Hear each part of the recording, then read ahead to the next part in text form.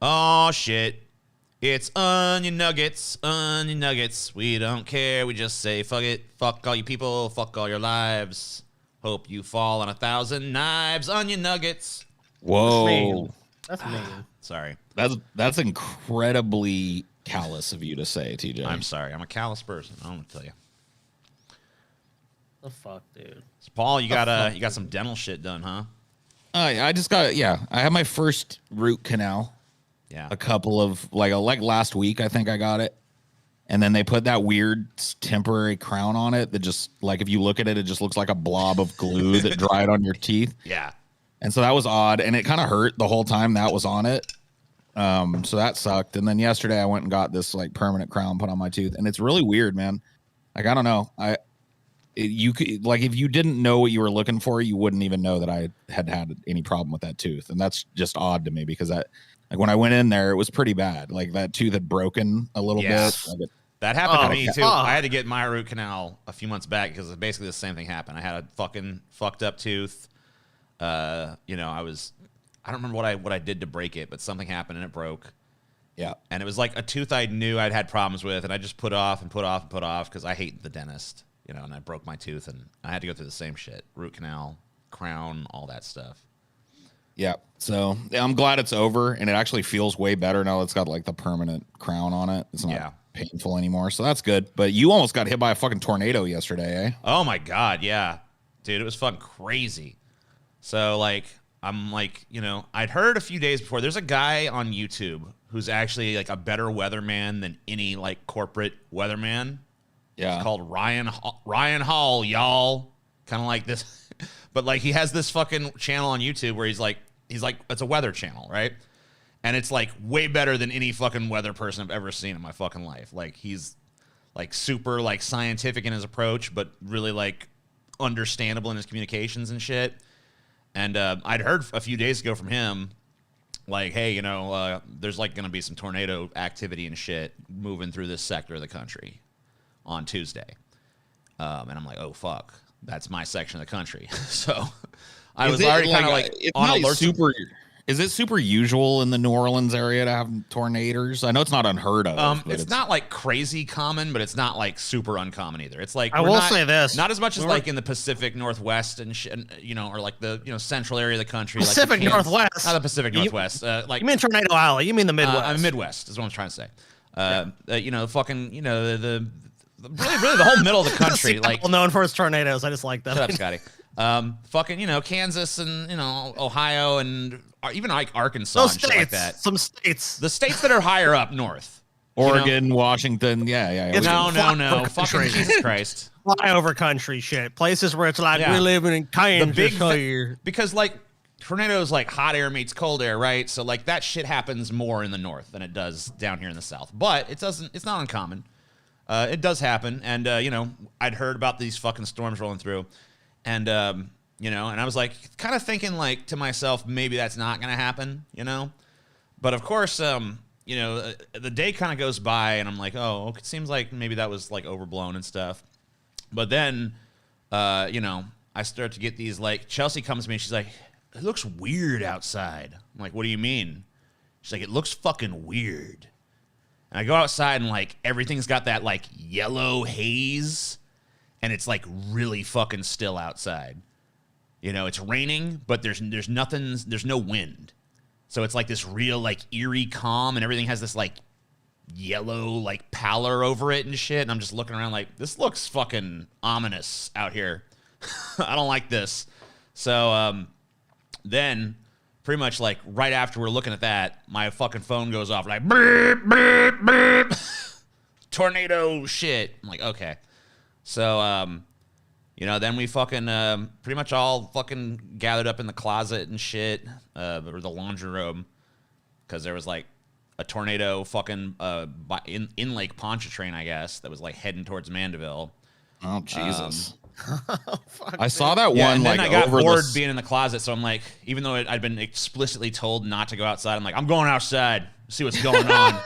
Of course, and because like you just can't help it.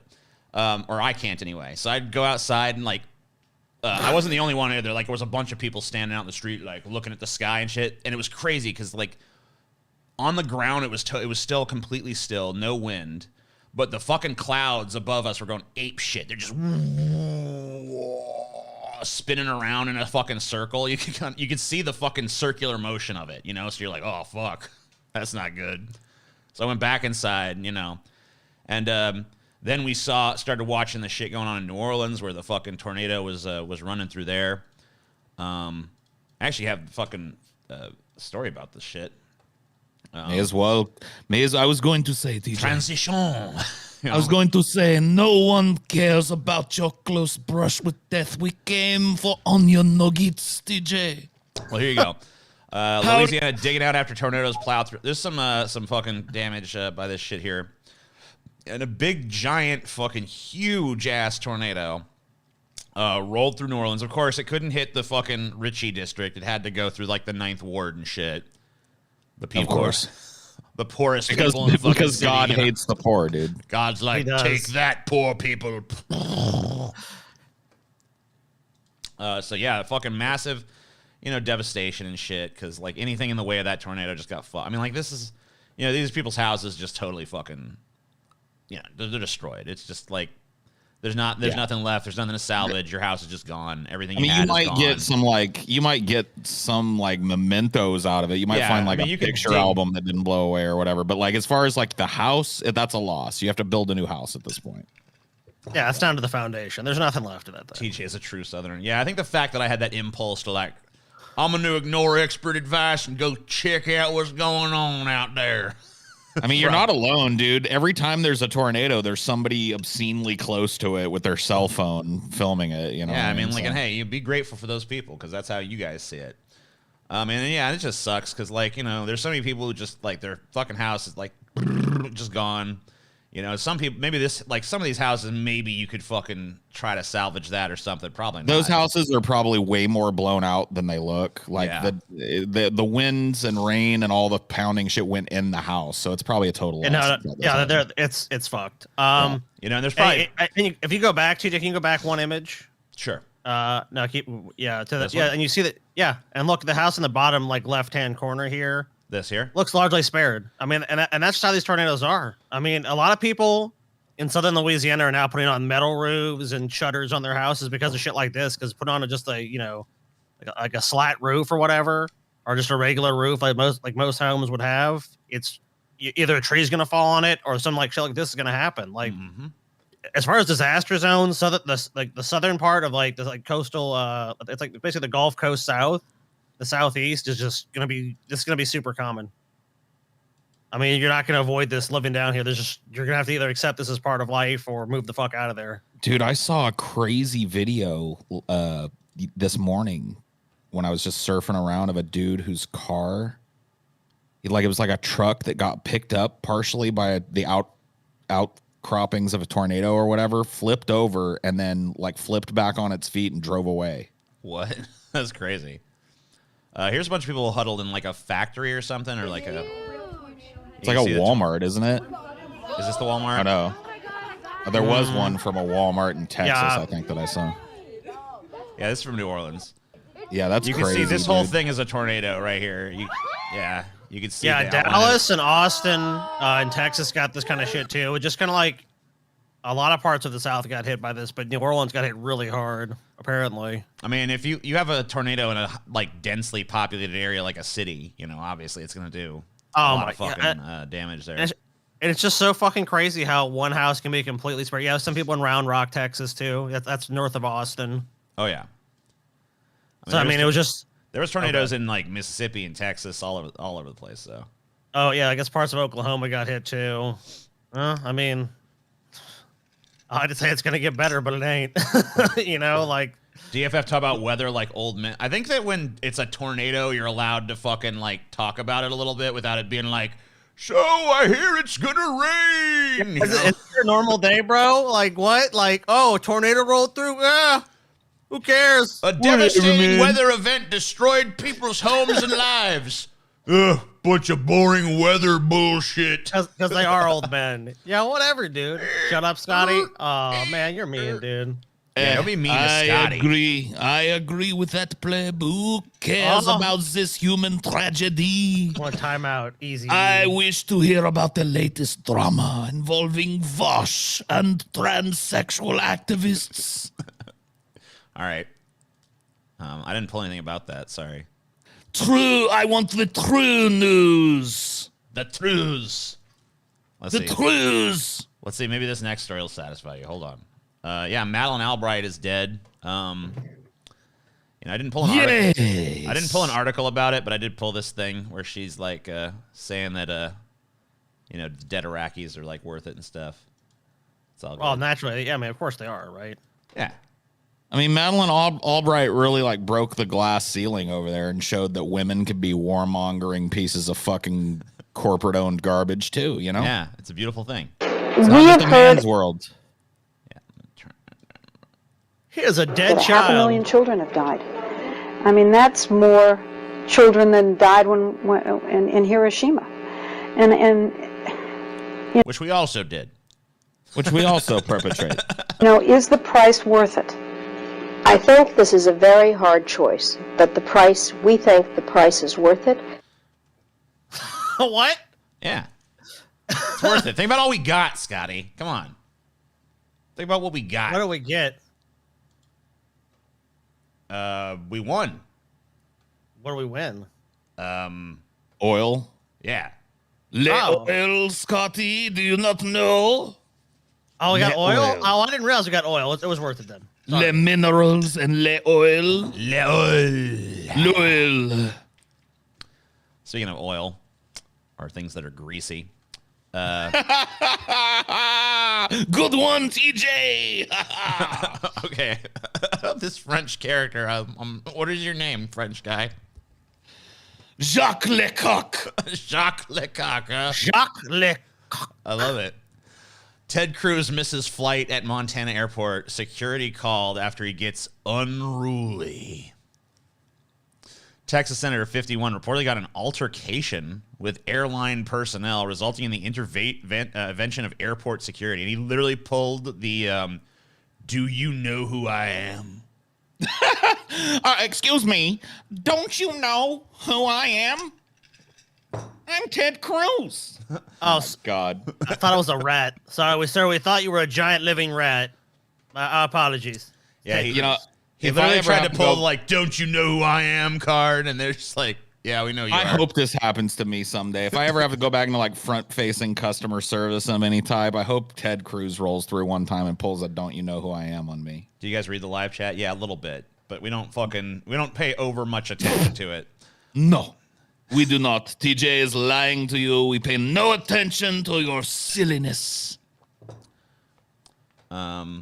So a Reddit video shows the Texas Senator 51. I've watched the video, by the way. You don't see much of the altercation. You just kind of see like the part where it's testy. You don't actually see like the security personnel part or anything like that.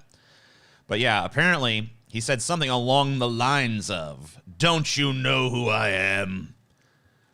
Don't you know who I am?" Oh, we know. In an updated comment hours after posting, the Reddit user wrote that the politician made thinly veiled threats towards the employment of the people involved, demanding their names and threatening to call corporate. Cruz was due back in Washington, D.C. for confirmation hearings for new Supreme Court nominee Ketanji Brown Jackson, the Independent reports. People have reached out to both representatives of Mr. Cruz as well as Bozeman Airport administration for comment and is awaiting response. One of our public safety officers was in the ticket lobby and was asked to assist with a frustrated passenger at the United ticket counter, which is not unusual. Scott Humphrey, a deputy director of Bozeman Yellowstone International Airport, told the Daily Mail the passenger had missed the check-in window for his flight, and rebooking options were limited out of Bozeman due to spring break. Once travel options were explained to the passenger, he was rebooked and departed Bozeman later that evening. Our PSO didn't realize he was dealing with Senator Cruz until after the fact.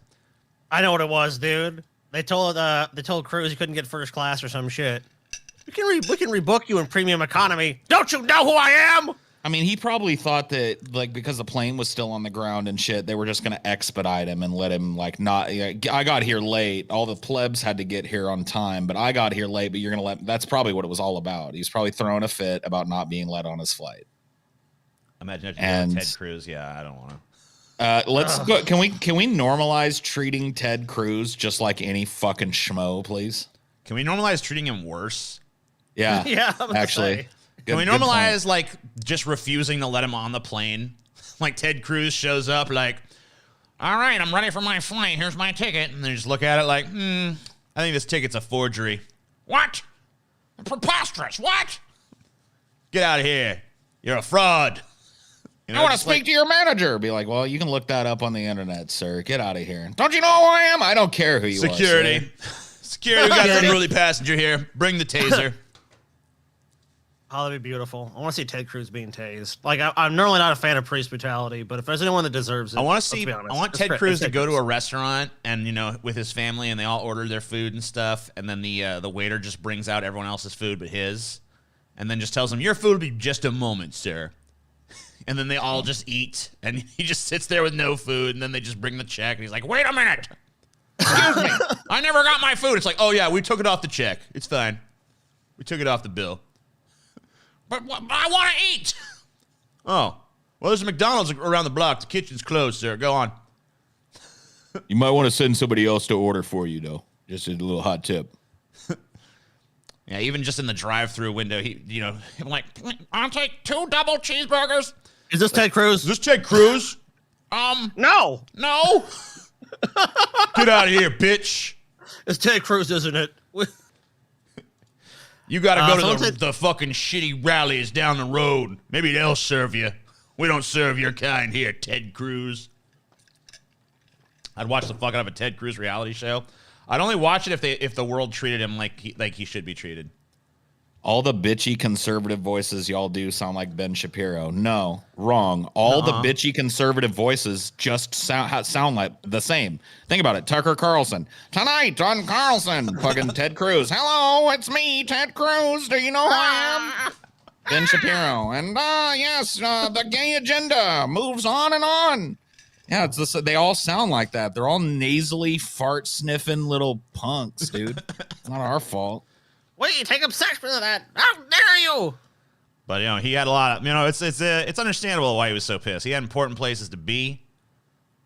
Had to go there and quiz the Supreme Court nominee and shit. During Judge Ketanji Brown Jackson's Supreme Court confirmation hearing on Tuesday, Senator Ted Cruz quizzed her on critical race theory, an academic theory of racism's systemic impact that has been assailed by conservatives. Teachers groups and schools tend to argue that CRT is not often taught below the university level. Jackson, who, if confirmed, would be the first black woman to sit on the Supreme Court, said she had never studied critical race theory and never used it. It doesn't come up in my work as a judge, she said, adding that it was her understanding that it was taught in law school. Cruz then held up books that he said were used in Georgetown Day School in Washington, D.C., where Jackson is a board member. An aide displayed posters showing enlarged pages from them. Anti-Racist Baby by Ibram X. Kendi behind him. So Cruz starts holding up these, books and shit. He's like, "Do you agree with this book that is being taught to kids that babies are racist?" Cruz asked. Jackson paused before answering. Senator, I thought it said Yes. it said anti-racist baby, not racist baby. No, sir. That is incorrect, sir. Senator, I do not believe any child should be made to feel as though they are racist or that they are not valued or they are less than or that they are victims or oppressors, she said. "I don't believe in any of that." Jackson added that such themes don't come up in my work as a judge, which I am respectfully here to address. Earlier on Tuesday, during her hearings, the GOP's main Twitter account posted a GIF of Jackson that included her initials KBJ being crossed out and replaced with CRT. The Republican Party's tweet was widely criticized as a racist dog whistle. No shit. That's a racist air raid siren. What are you talking about? Yeah, I mean, if she's on the Supreme Court, oh man, look what they're gonna be teaching kids tomorrow. She's black. Critical race theory. I mean, This come doesn't on. even change the balance of the Supreme The Court. puzzle pieces fit together like fucking clockwork, my man. It doesn't change the balance of power in the Supreme Court in the country at all.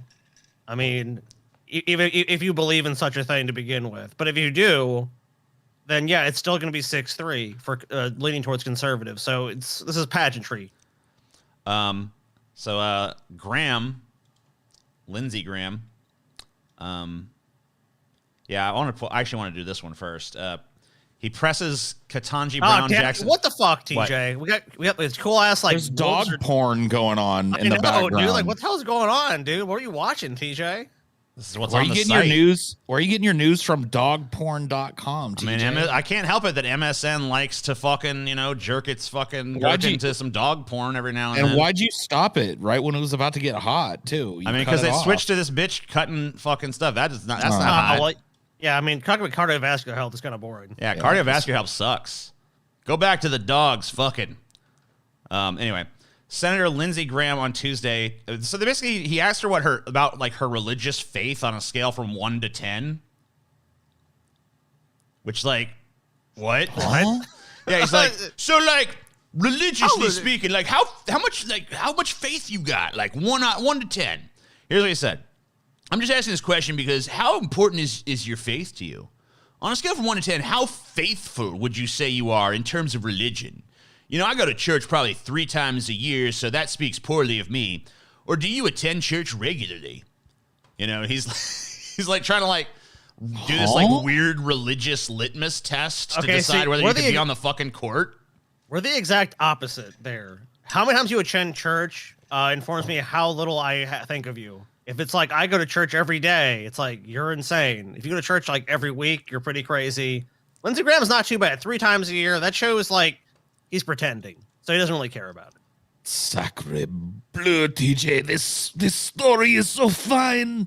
It is like a fine aged French wine, TJ. Good choice. Good choice. Magnifique.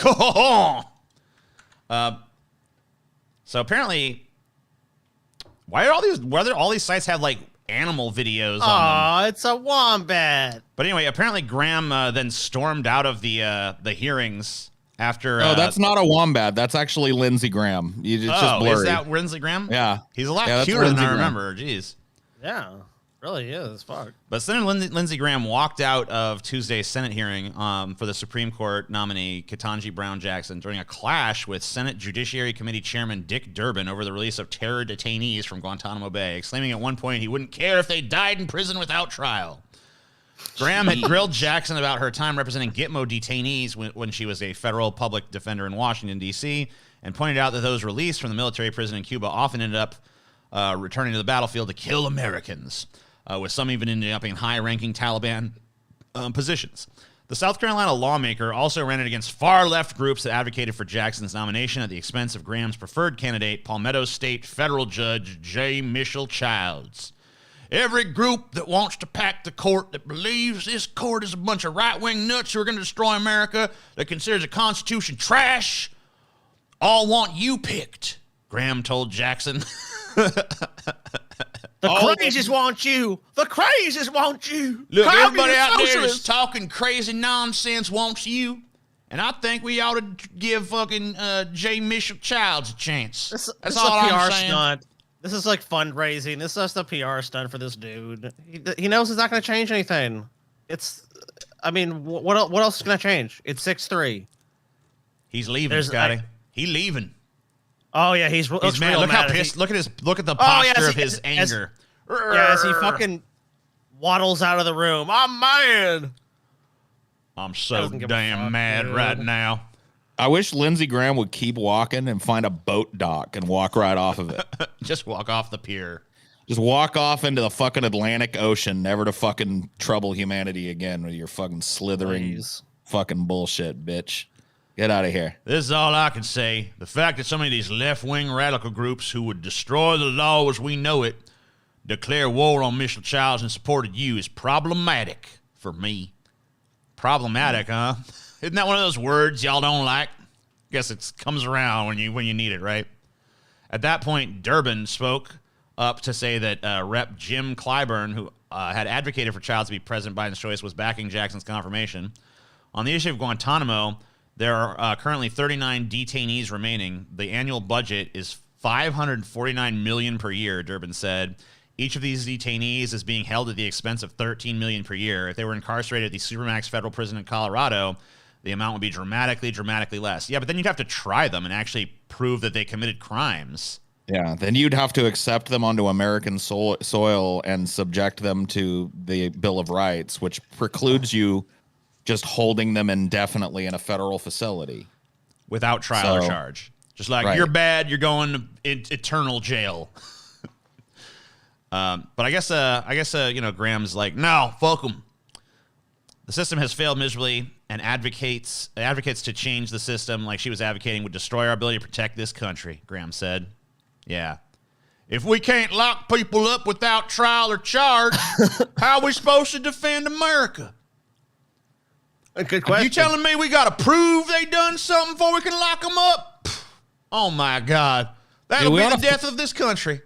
Death of this damn country. Mark my words. If I became president, the first thing I would do is get together my fucking core group of people or whatever, right? And I'd say, I want a federal fucking warrant served on Lindsey Graham immediately. And I want him quietly shipped out of this country and locked in a cell in Gitmo. All right? Yeah. I want his name scrubbed from the historical records like he never existed. And I want him given a new name, a Muslim name. And he'll be known as inmate Hassan al-Hawadi or whatever the fuck. And that'll be the rest of his life. I love it. Yeah, we should do that. You got my vote. I think all these chicken hawk motherfuckers that participated in this extrajudicial nonsense of just locking people up in a forever jail in a foreign country. And they by the way, they thought that was all going to be secret too. Like the fact that these CIA torture sites were fucking exposed was a leak. I was going to point something out. Whatever. I was letting Paul finish. Go ahead. Oh, dude, I love this, dude. We're at war. We're not fighting a crime. This is not some passage of time event. As long as they're dangerous, I hope they die in jail. If they're going back and kill Americans, it won't bother me one bit if 39 of them die in prison. That's a better outcome than letting them go. If it costs $500 million to keep them in jail, keep them in jail because they're going to go back to the fight. Well, what about the idea of bringing them here and trying them? It's just because he knows it's because he knows they don't have the fucking evidence to convict the motherfuckers. This guy is fucking saying that at the expense of taxpayers, let's keep these people for we don't have all money for all these social programs or things that will actually benefit the population. But we have $500 million every year to keep 39 guys locked up. Dude, I'm just giggling over here imagining fucking Lindsey Graham being interrogated. All right, Hassan al-Kuwaiti, we found you at last. You're going to tell us everything you know about fucking Al-Qaeda. Good Lord, gentlemen, my name is Lindsey Graham. I'm a senator. Oh, we've heard it before. You're a senator. Yeah, right. And I'm the fucking Pope. Bitch slap him across the... Ow! Please, sir. Get the waterboard. This one thinks he's funny, Lindsey Graham, my ass. You're not torture me. No, according to Senator Lindsey Graham, this is not torture. Open up. Ah! It's like... Yeah. Now I really know that you're not Lindsey Graham because the real Lindsey Graham loves some torture, doesn't he? Yeah, pull out those fucking fingernails. Yeah. This isn't torture. This is enhanced interrogation techniques. What a punk. What a chump. Employees at 4th Starbucks in Kansas City announced their plans to unionize. Good. A lot of these Starbucks are becoming unionized lately. Starbucks employees at the 41st and Main Streets in Midtown cited sanitation and protection from the pandemic in their announcement to collectively unionize. Starbucks workers at 41st and Main Streets in Midtown announced Tuesday they're filing for union elections.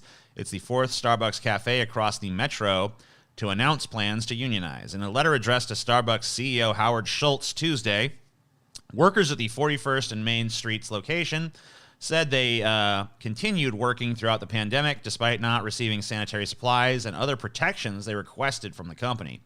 We will not let our company hide behind budgets and false platitudes when we are asking for sanitation and protection from the literal pandemic that has nearly killed 1 million Americans to this day.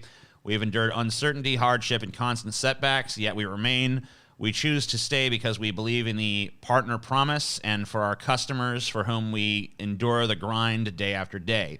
The baristas at the Midtown location are organizing with Workers United, a collective of Starbucks employees and union organizers who successfully petitioned to unionize a Buffalo, New York Starbucks last year.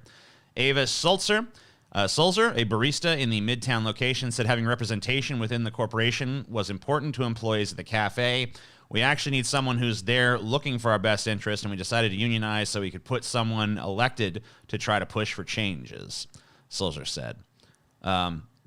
Yeah, so the Starbucks has got a lot of these like unionizations springing up.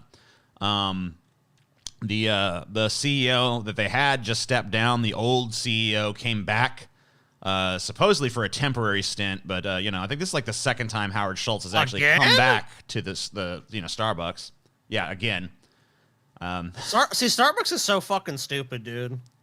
Because in all these companies, especially like, look, I think the writing's on the wall. I think a lot of these things are going to be unionized just because of the fact that like people, like they've tried it. If companies were going to do the right thing, then yeah, it wouldn't be an issue, but they're not because they have no fucking incentive to do that. Under a capitalist system, what is the incentive to give the workers more money? There isn't one. If they don't take actions like this, they're not going to get shit. They're not going to give it to you. You have to take it. That's obvious. And they need these fucking workers. And if they need these workers, and the workers should get the best possible deal for themselves, that's what the company would cut. If the company was working on a deal with another company or whatever the fuck it is, they're going to cut the best possible deal. Why is it bad when workers want to do that? Does it make any sense? The bigger these companies are, the more concerted the effort has to be to fight against the, union busting tactics and shit. Because trust me, Starbucks is not above finding spurious reasons. Oh yeah, they fired that whole. There was like a store trying to unionize where they fired the whole store because they did improper procedure with the who had access to the store or whatever. So and like right now too, Amazon is engaging in a fuck ton of union busting bullshit as per usual. My Amazon Prime finally ran out. I canceled it months ago. You know how you pay like 6 months in advance or whatever the fuck it was. Yeah. So I won't be ordering anything from Amazon unless, I can't find any other fucking way of getting something. And even then, maybe I'll just question whether I really need it or not. Sure. Because they're fucking scum there. I mean, like that, say what you want about Starbucks and shit, but what people are put through at Amazon warehouses and shit is fucking inhumane. It might just suck working at a fucking Starbucks. You might be like a little mistreated or whatever the fuck. I'm not saying that's a good thing. I'm saying like Amazon is a whole different level. I mean, the churn rate alone shows you that. Yeah.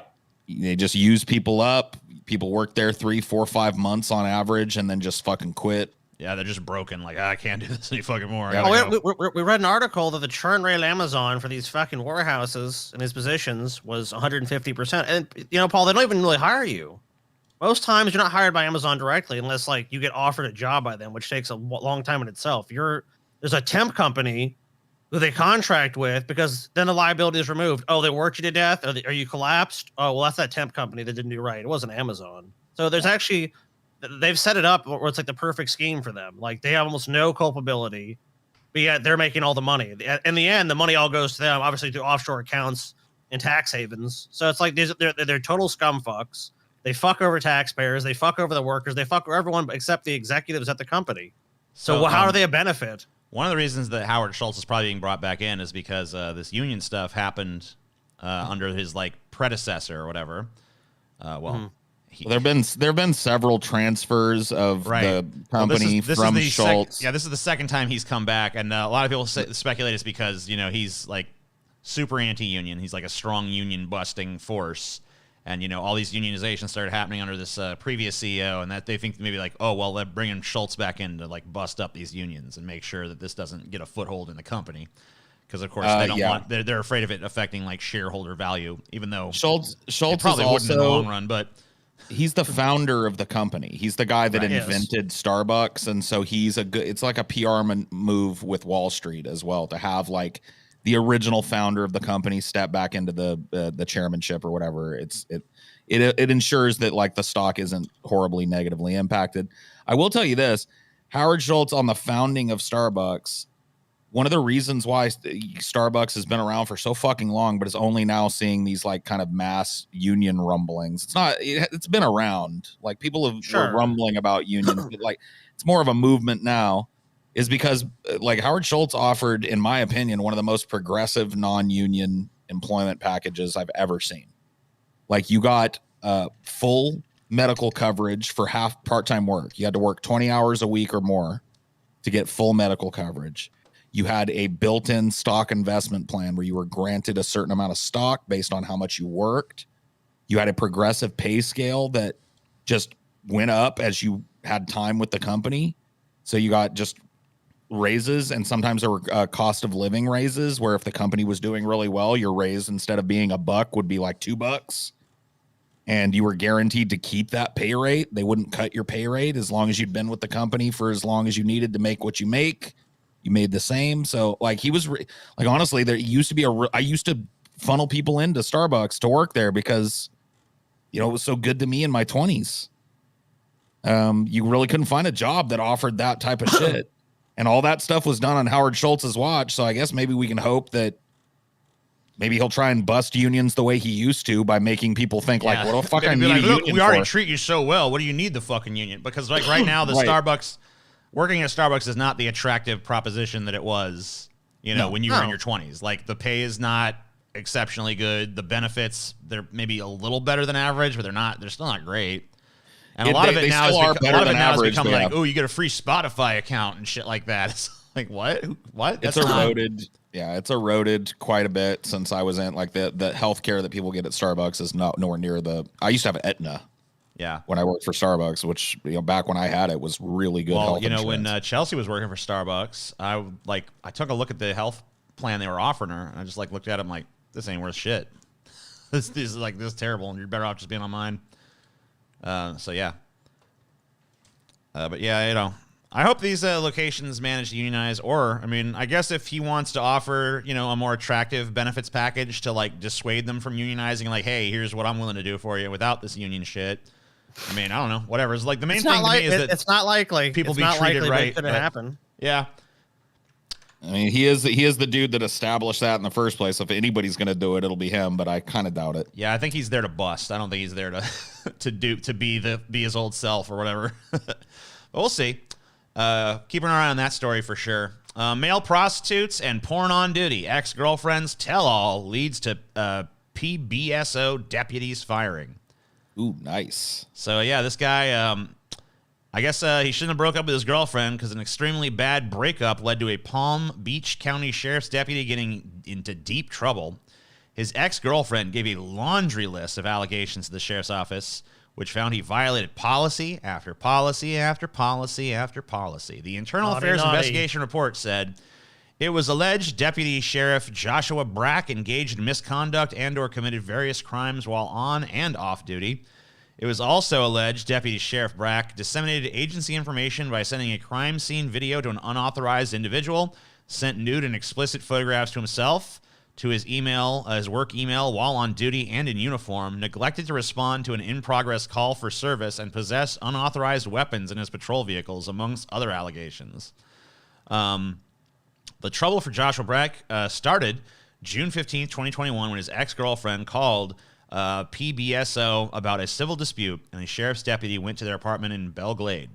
Brack and his girlfriend of 2 years had broken up. They'd lived together for 9 months. The ex-girlfriend, according to the report, stated her ex-boyfriend's family members showed up at her residence to retrieve personal items of his after he had already moved out and collected the remainder of his stuff. But while on the scene, the ex-girlfriend volunteered the following information on DS, Deputy Sheriff Brack. Basically, he allegedly sent money to different males after having sex with them. Some incidents occurred while he was on duty. He allegedly engaged in traffic enforcement and seized marijuana from individuals, never turned it into evidence and brought it home for his ex-girlfriend to sell. This is bad lieutenant fucking... Yeah. This is just... Here's his problem. He wasn't high up enough to do this kind of shit and get away with it. He allegedly engaged in traffic enforcement and would take money from people.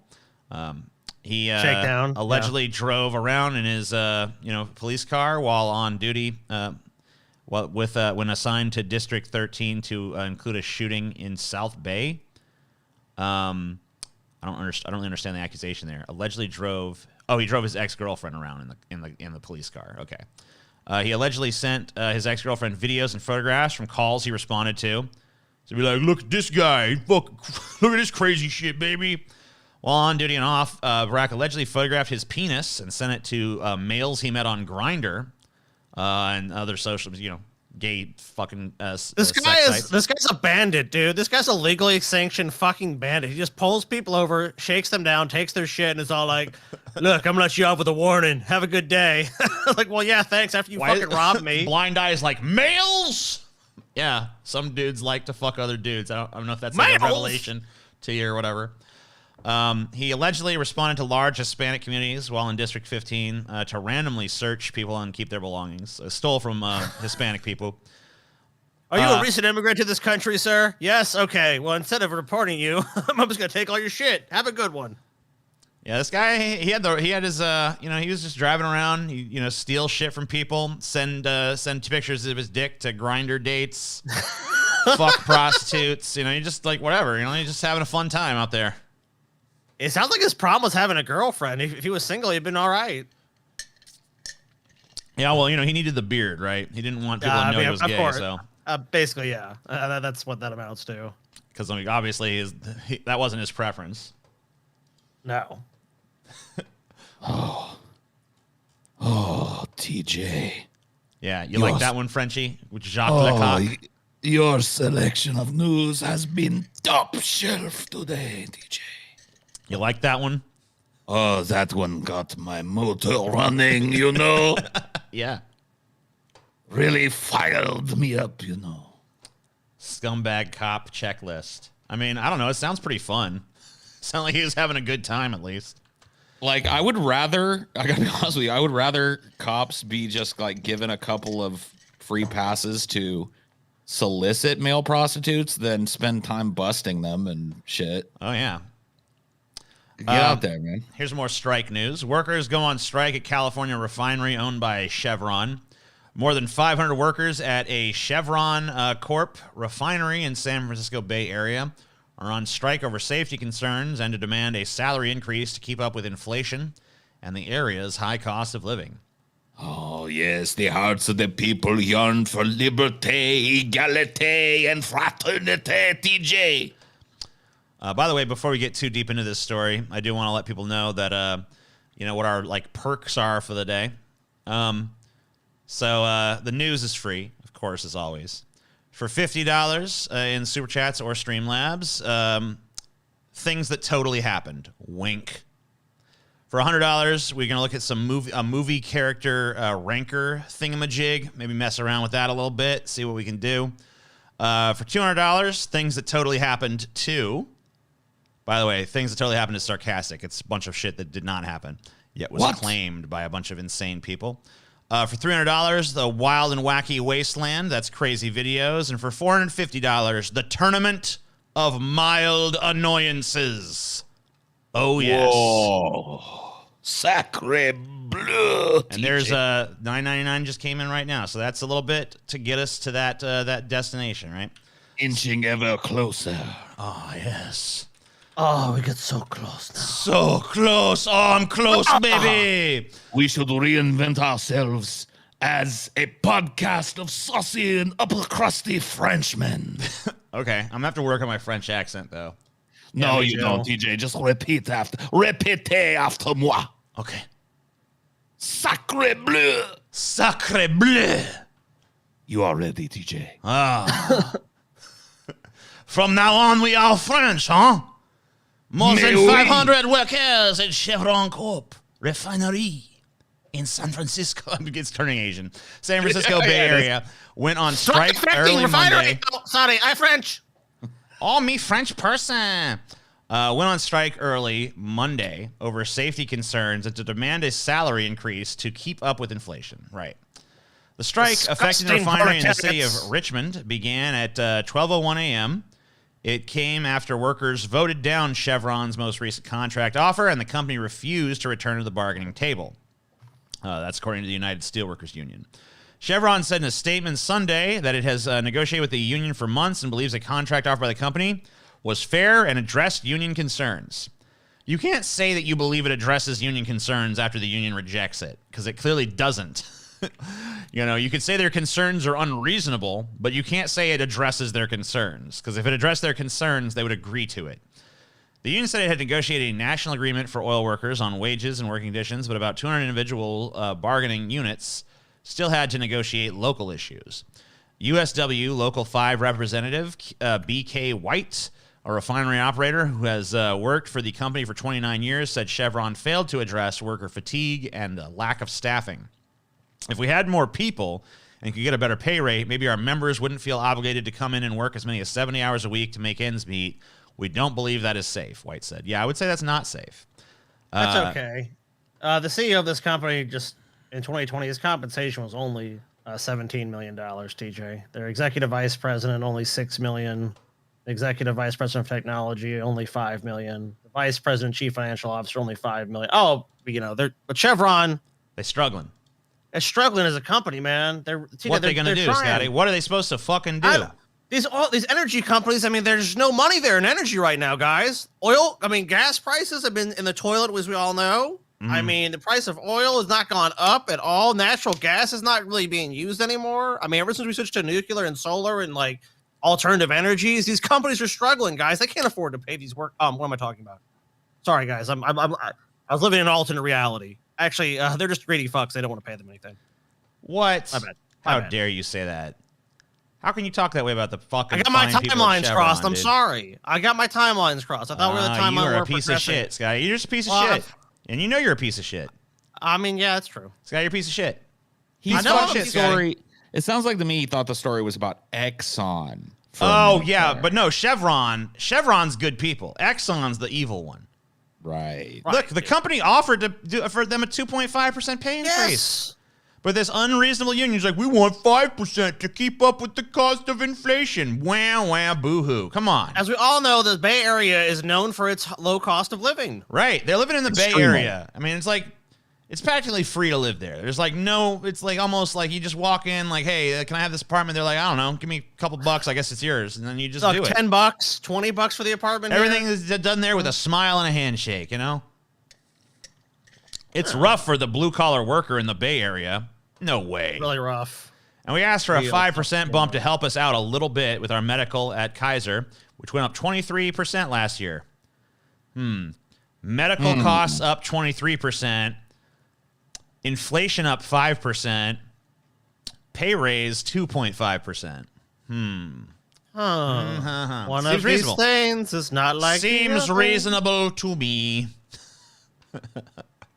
But TJ, if we pay the workers more, inflation will keep increasing even faster. Therefore, we got to pay them less. Oh my God, that's a good idea. Gord Almighty in the chat, you guys, just had a fucking brilliant idea. We give Chevron $1 billion, right? And that money, that $1 billion, trickles down to all the workers, right? That's crazy. I love the imagery of that too. Yeah, it's like, you see like a little bit of something, what happens is you drop it on the top parts, like the CEOs and shit, and the money just kind of like distributes naturally down from there, right? It is like when you order a fancy cappuccino and you get whipped cream on the top, and slowly the beautiful whipped cream melts and distributes throughout the lower parts of the coffee. Yes. I mean, it actually just floats at the top, doesn't it? Because it's fat. Yeah, mostly it does. Well, but some maybe. Don't mind that. Pay no attention to the man behind the curtain. Gold-plated monster. Inside Putin's 500 million pound, right? Is that the pound symbol? Scotty, help me. I just love that when people are. Why can't you know, TJ? I can never figure it out. It's the pound. It's the pound. Yes. Thank you. Super yacht with pool that becomes dance floor, huge home cinema, and gold toilet roll holder. Why are these newspapers and media figures so bad at creating derisive, like pejorative titles for people? Gold-plated monster is amazing, bro. That could be like a rapper's album or some shit. Yeah, you know it really does mean? sound like some kind of fucking rap album. It's like, are you trying to make him monster. Are you trying to make him look cool or what? Like, what is the deal here? Gold-plated monster? Not only that, but like the fucking headline I saw this under on the Drudge Report I was like at Drudge, and they were like, Putin's, ridiculous wealth. Putin. I'm like, what about all our fucking oligarchs over here? I don't mean to engage in more whataboutism and shit, but like, how come our gold-plated monsters just get a nice little pass? Like, that's fine. Wasn't it like late last year when we covered the story about Bezos getting a yacht made for his yacht? Yeah, well, we covered a story about them fucking like literally like disassembling a fucking historic bridge for like the third time to let his yacht sail on through because it was being built down the river. Yeah, Bezos has a yacht that was so big and opulent and over the top that it requires a whole yacht worth of supplies, like support staff. And so he has a yacht that follows his yacht. So, I mean, yeah, like if you want to find opulence and ridiculous fucking over the top spending, look no further than the heads of most countries. Look at that. This is the type of shit you're going to see. Gold toilet paper holder. Gold. Is that real gold, though? I mean, yeah, really, I guess it is. I don't know. It's on a yacht. It's on a super yacht, so I assume. I guess it is. So all they really got is this yacht here, which obviously his yacht is super nice. And, like, yeah, it's lame that this guy has this. But like, how come we don't fucking take any of our politicians to account on this shit? How come when one of our motherfuckers is rich, it's like, wow, the American dream, so beautiful. Such a wonderful thing. I guess that I'll say this, and maybe I'm wrong about this, but I can't think about a president of the United States ever displaying this much conspicuous wealth. Can you? Trying real hard. I can't think of anybody. I'm drawing a blank. So there was like, there was that one guy. I mean, honestly, like this shit kind of looks like restrained compared to some like Trump shit. Like, like Trump's fucking I mean, like you think gold toilet paper? Fucking Trump had half of his house was made of fucking gold. Every fucking other thing in that motherfucker was gold. It looked like he was. It looked like in one of the most expensive cities in the world. Resort thing. Yeah, you know? I mean Trump lived a fucking super opulent lifestyle as well. I mean, look, our first president we were talking about the other day. Our first president was a maker rich. Yeah, I mean, a lot of our presidents. George have been Washington was super literally wealthy. the richest person in the country when he became president. So, yeah, I mean, like this worship of wealth, this whole like, more money. It ain't nothing new. Yeah, and you would be, and I don't know. I gotta be honest with you. It's really weird that like now because like we see someone from some other country we don't like doing it. It's like, oh my god, how horrible. It's like, yeah, okay, it is, but like, can we fucking pay some attention when it happens here too? Like, normalize calling our oligarchs too. That'd be cool. I feel like even a lot of the people that serve like lower than the presidency are probably rich enough to have shit. I mean, Manchin has a fucking yacht, doesn't he? Yeah, I mean, it's not like this beautiful. It's not like this crazy, but yeah, he's got a fucking big old yacht. I bet Pelosi is like luxury yacht rich. She probably just doesn't want to take the heat that she would take having a yacht. Let's see, what's her net worth, or at least like according to like public records or whatever. So Joe Manchin, looking at his rank from 2018 in the Senate, this is Open Secrets. His estimated net worth is about $7 million. Nancy Pelosi's net worth is about $114 million. So that's in 2018 too. So it's probably gone up since then. And a lot of that's because we're insider. A lot of that's because we're insider trading too. Yeah, her husband is like a fucking millionaire as well. Mm-hmm. So yes, her home is reportedly worth. Or no, I'm sorry. Yeah, she is personally worth at least $46 million. But that's if you just cut her husband's thing in half. Yeah, she's I mean, her wealth kind of fluctuates around because it's tied so much to stock because she holds so many fucking investments. And honestly, she's like one of the if you really want to fucking play the market, like if you just bought everything that Pelosi buys, you do pretty well. Because she seems to have this like really, well, not her, of course, but her husband seems to have this really uncanny ability to just pick these stocks that he just somehow like knows they're gonna like go up in value before they do. Every time it's like clockwork. Sometimes Tina, you ever had this man? You're just laying in bed, and you're just like, you know what? I really want to invest in defense companies. Like, as perverse and euphemistic as it sounds, like, because they're mainly just, war profiteers, I want to invest in one of those. Breaking news. Russia has invaded the Ukraine. Oh my God! How did I do Shocking. it? How did I know? I am It was shocked. efficient. Oh, wow.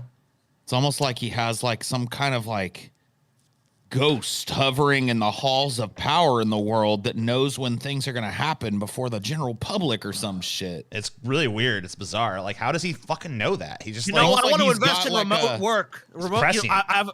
guys, I'm getting a feeling. I'll invest in like remote work companies like Zoom and like Cisco Systems and stuff, and companies that are going to hugely benefit, like at-home workout equipment companies. Oh my God, I'm going to invest in them. holy Oh, shit. pandemic! Yeah. Oh my God! I can't believe it. I can't believe it. So I said, how much do you want to bet that Nancy Pelosi is a gold digger? I mean, I ain't saying she's a gold digger, but I ain't never seen her with no brokes. You know what I mean? No, Paul. Bad Paul. No, I said the radio edit. I said broke. Okay. The gotcha. broke. It's TJ, okay. come on, he didn't say the other It's word. okay. Yeah, man, I ain't you, TJ. You ain't got to worry about that. Maharashtra. Rubber penis in family planning kit sparks row. Huh? Yeah, a rubber penis in a planning kit Penis. used by local health workers has led to controversy in the western Indian state of Maharashtra. I mean, Opposition dude, lawmakers say the rubber models will embarrass female health workers who use the kits to spread awareness on reproductive health. oh, they're not even like being. I thought it was like being handed out to people, and I was like, dude, awesome. They're finally getting to the point where they realize that like everybody needs a dildo around. Yeah. But then like it's just for like show. It's so they can put a condom on it and stuff. Yeah, it's like so they can like, okay, here's the penis, but they don't. It's going to embarrass Dude, them. nobody that is embarrassed by the sight of a rubber Ah! male organ. Ah! No! No! Stop No! it! I would say being embarrassed by the sight of a fucking obviously plastic penis probably precludes you from being able to be an effective family planner or whatever the fuck.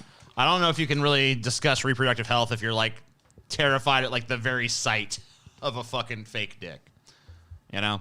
Seems like that's you're in the wrong profession then. I'm sorry. I'm just really offended the show would show this to me. Ah! Please, guys, stop it. No! Don't do it, TJ. Don't you scroll up again. Don't you scroll up again. Don't do it. If health workers feel awkward about speaking openly about these issues, how will work get done, she asks. Some politicians, mainly from India's ruling Bharatiya Janata Party, BJ Party. Yeah, there you go. Yeah. Which is the opposition in the state, disagreed. BJP lawmaker from Buldana, so that's Akash Punkar, has demanded the government take back these kits and apologize to health workers. Shitra Wag, the party's vice president in the state, alleged the government was promoting sexual indulgence. I'm glad politicians in pretty much every country in the world is equally as useless and not focused on the issues of importance. These promote sexual indulgence. We must get rid of this now. Fuck you, bitch. I like the head of the BJ party, but the rest of the party is a bit hard to swallow. Yes. You know? World's most boring person discovered by researchers. Sorry, Damn, Scotty. TJ. We have the same fucking joke, dude. You guys both fucking quick. You guys killed each other at high noon in the middle of the street. I know, dude. Oh, pow! They're And both Paul dead. just gets to laugh. I know. The most boring person in the world has been revealed by University of Essex research and is a religious data entry worker who likes watching TV and lives in a town. Sounds interesting. The study into the science of boredom has uncovered the jobs, characteristics, and hobbies that are considered a stereotypical snooze. After examining more than 500 people across 5 experiments, researchers found the blandest jobs are seen as data analysis, accounting, cleaning, and banking. Okay, this checks out. The paper, published in Personality and Social Psychology Bulletin, also discovered the dullest hobbies were seen to be religion. I love that they have religion as a hobby, dude. Yeah, Watching that is pretty TV, bird watching, and smoking. Boring people were also perceived to shun large settlements to live in small cities and towns. Led by the Department of Psychology's Dr. Wynyard Van Tilburg, the research revealed that stereotypically boring people are generally disliked and avoided due to preconceptions. Well, no, it's not a preconception. They're boring. They're shunned because they're boring. Yeah, isn't it obvious? And people may expect to be paid a minimum of 35. That's a euro. Is that the euro symbol? Yeah, or is that the pound symbol again? Just drawn different. You're never going to learn this, are you, TJ? Because it doesn't look the same as the other one, but it looks similar enough that I'm not sure. It is the pound. Thank you, Jacques Lecoq. I would know. I have to deal. I can't fucking get it. I'm never gonna get it. It's been my entire. Pounds and euros. I'm almost 40 years old. I'm fucking 37 years old, and I still don't get it. So I'm never gonna get it. So you just gotta fucking live with it. To spend time with them as recompense. He launched the study to explore the stigma of perceived boredom and how it can impact on perceptions. He said, the irony is studying boredom is actually very interesting and has many real-life impacts. These papers show how persuasive perceptions of boredom are and what an impact this can have on people. Perceptions can change, where to go? To prove people wrong and break these negative stereotypes. The very fact that people choose to avoid them can lead to social ostracization and increased loneliness, leading to a really negative impact on their lives. Yeah, finally, someone fucking is standing up for the boring people. We're boring. Give these boring people some cocaine or some shit, dude. So here's the boring jobs. Data analysis. I am an accountant. Tax and insurance. Cleaning. Ugh. Banking. 5 most exciting jobs. Performing arts. Science. I built a ray gun. Brrr. Journalism. It's especially fucking interesting now that half of the country wants to kill you at any given time. Yeah. Health professional? Like what? Like a doctor, a nurse, or something? Like you're saving lives, right? I guess. Or dude, I actually was thinking about that at the dentist the other day because there's like a dentist, there's like the doctor, and then there's like a dental assistant. And every time I've been there, and I've been a few times over the last few weeks, they all seem like they're genuinely having fun being there. Like they enjoy their jobs and shit. And I'm like, whoa, weird. This is fucking weird, man. Weird. And I guess teaching. I don't really know how it's exciting, but whatever. It is. The top, teaching, like you can't deny, maybe you don't personally find the idea exciting, but taking a bunch of kids that are just basically like idiots, and by the end of it, they're slightly less idiotic only because of your intervention. You can see the kind of person. I just can't. I just remember being in school and being bored out of my mind, so I can't imagine anyone having fun there. But maybe that was just because you just had some shit. You had shitty teachers too. I think I just hate school. Top 5 most boring hobbies. Sleeping. I mean, what you need? Sleeping's not really a hobby, is it? Yeah, I wouldn't say sleeping's a hobby. Sleeping is just like a necessary biological function. Yeah, you needed a Mr. Holland's Opus type of teacher. Whoa. You needed a talented Mr. Ripley. You needed a talented Mr. Ripley. What? Oh man, he's gonna fucking whack you, dude. I mean, he was at least smart. He was hella smart though. Remember? You could dodge. He didn't actually succeed in killing the guy. So religion. You need a Goodwill Hunting type of teacher that comes along and unlocks your love of learning. It's not your fault. I know. Religion. I guess that's not really a hobby, but it is pretty boring. So I'll give you that. Watching TV, yeah, that's mine. I love watching TV, so I can't. I take contention with that. I'm pretty boring myself, so Religion is 100% a hobby, dude. Is it? If you break down religion into its component parts, it's something that people do in their spare time. Number one, they might read about it and stuff while they're at home. They get together every once in a while with other people and talk about it and shit. Now, am I talking about religion or am I talking about Comic-Con? I don't know. See? It's a fucking hobby. Observing animals. I feel like that's pretty interesting, but whatever. Mathematics. Yeah. I mean, it's not really a hobby either. Wait, how can you say that science is one of the most exciting jobs and then hate mathematics down here? Yeah, don't those things have a lot of like overlap? A lot of fucking math in science. Last I checked. No, wrong. Sorry. No. You know what pisses me off too? They got the fucking most boring jobs, the most exciting jobs, and the most boring hobbies. Where's the most exciting hobbies? I want to know what people think are the most exciting hobbies. God damn it! That's like rock climbing or some shit, dude. Yeah, it's gonna be all outdoorsy fucking bullshit. Getting punched in the face. Drugs. Yeah, cocaine. Cocaine. Snorting a big rail of coke and slapping a whore. Smoking some meth. How about dropping acid? PCP. Street Eating can be a hobby too. Yeah. Street racing. Illegal street racing. Run over the fucking police. Crush Eating their is skulls. A necessity, and that some people make a hobby out of. It does not necessarily a hobby. Eating extravagantly, I would say. Yeah. Like Competitive masturbation. Yeah.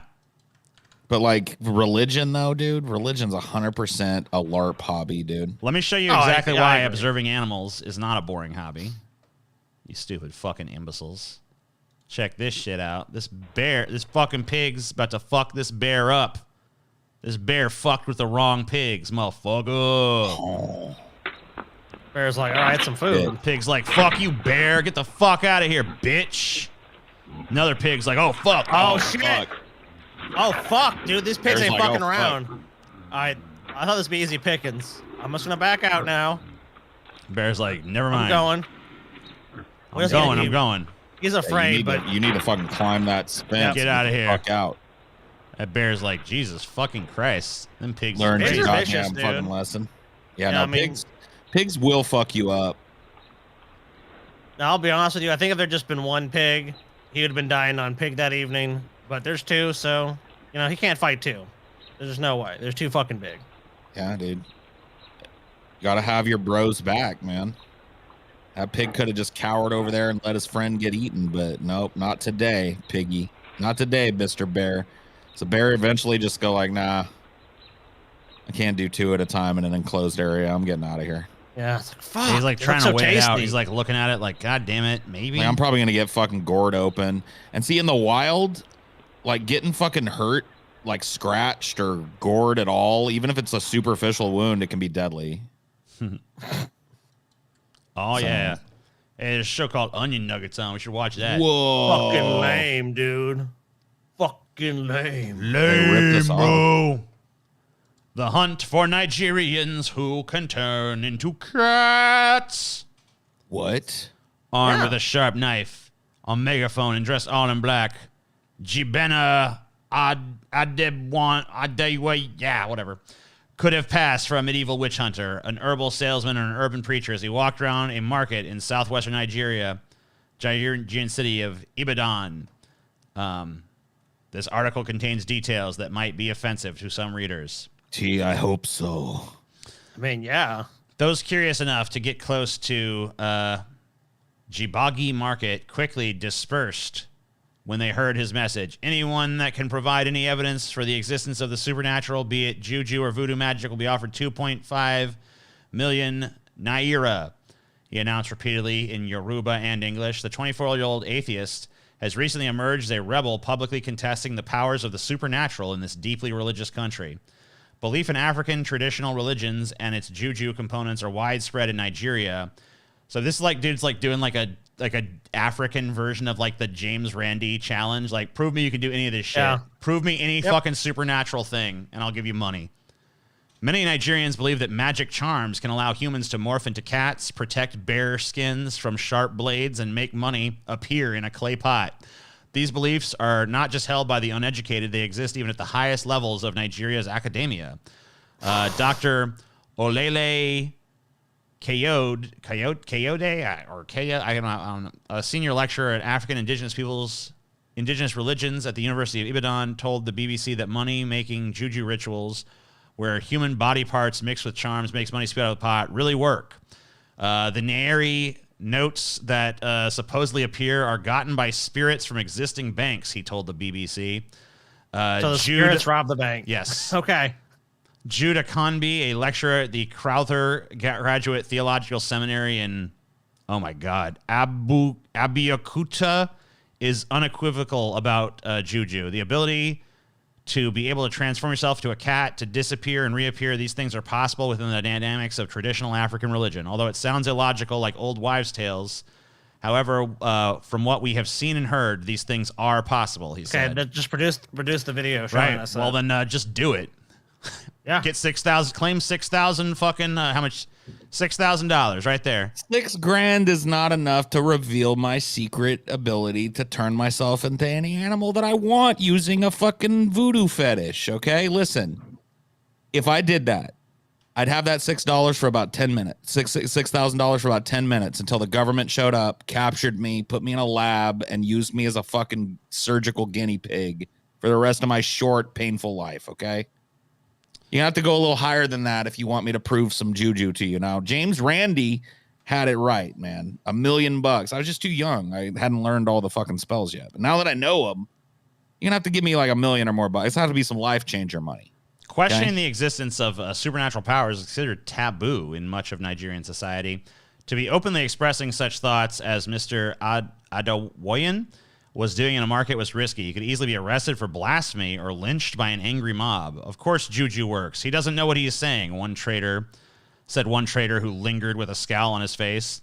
In his pocket was a black amulet, a small leather pouch containing supposedly magic charms that he said was for protection. However, he was not interested in publicly demonstrating its powers, not even for $6,000. Belief in magic often coexists with Christianity and Islam. Clerics from both monotheistic religions often refer to aspects of traditional African religions as evil, something real but which can be defeated by prayer and their own higher powers. Our God's more powerful than your ridiculous African gods. Wah, wah, wah, wah, Jesus power. Bullshit, Islam. Brrr. No, traditional African religion. Wah, wah, wah, wah, wah, wah, wah, wah.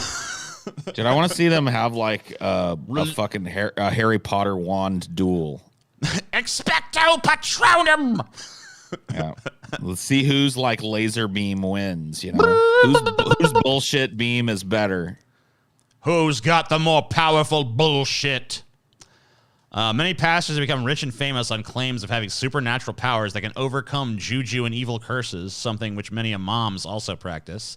However, no one has taken up Mr. Adewoyan's challenge at two of the venues in Ugan and Ibadan.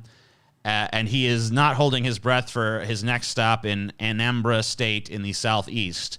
While he has been dismissed by some as an attention seeker, no one can hide from the grisly images of the bodies recently found with missing limbs and empty eye sockets and a resurgence of these sinister money-making juju rituals.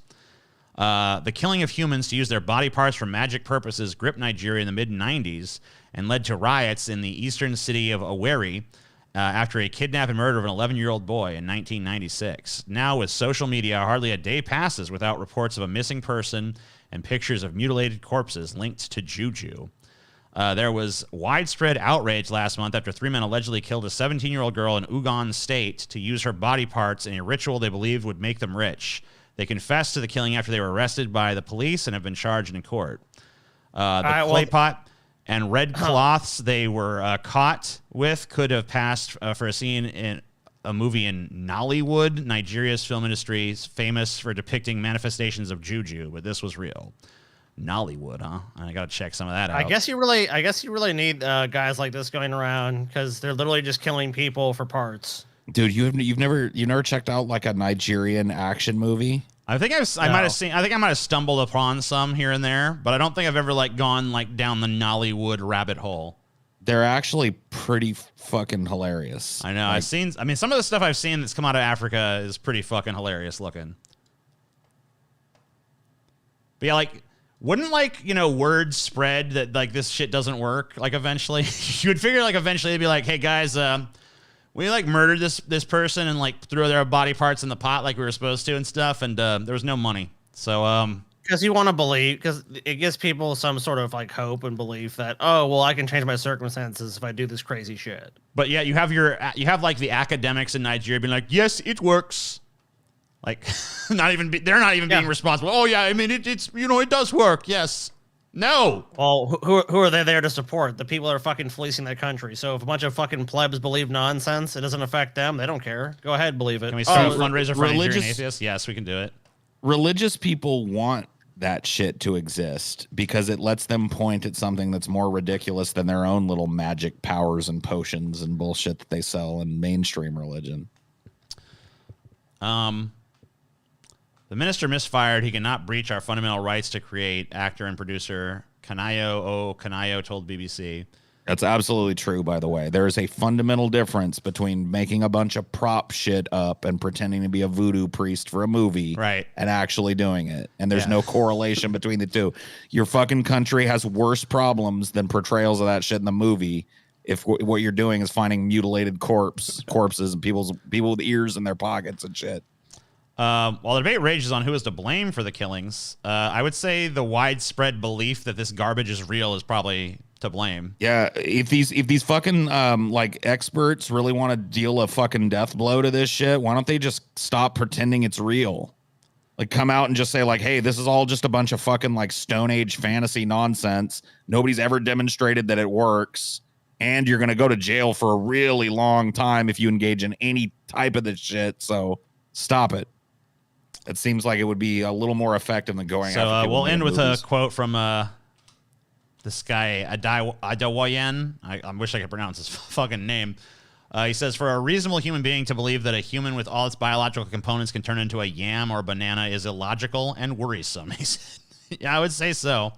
Good on you, man. I hope no one fucking kills you for just going around and doing this, but you know. In a fucking religious belief that includes a person being able to turn into a yam or a banana, there are probably vastly more ridiculous like beliefs in there.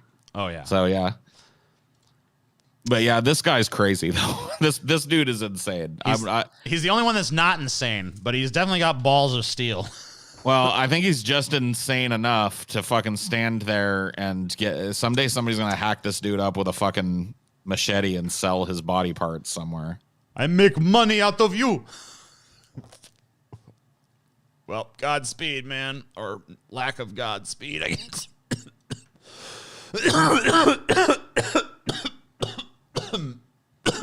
God damn it, Paul, you're making me cough. What did I do? I didn't do nothing. You son of a bitch, Paul.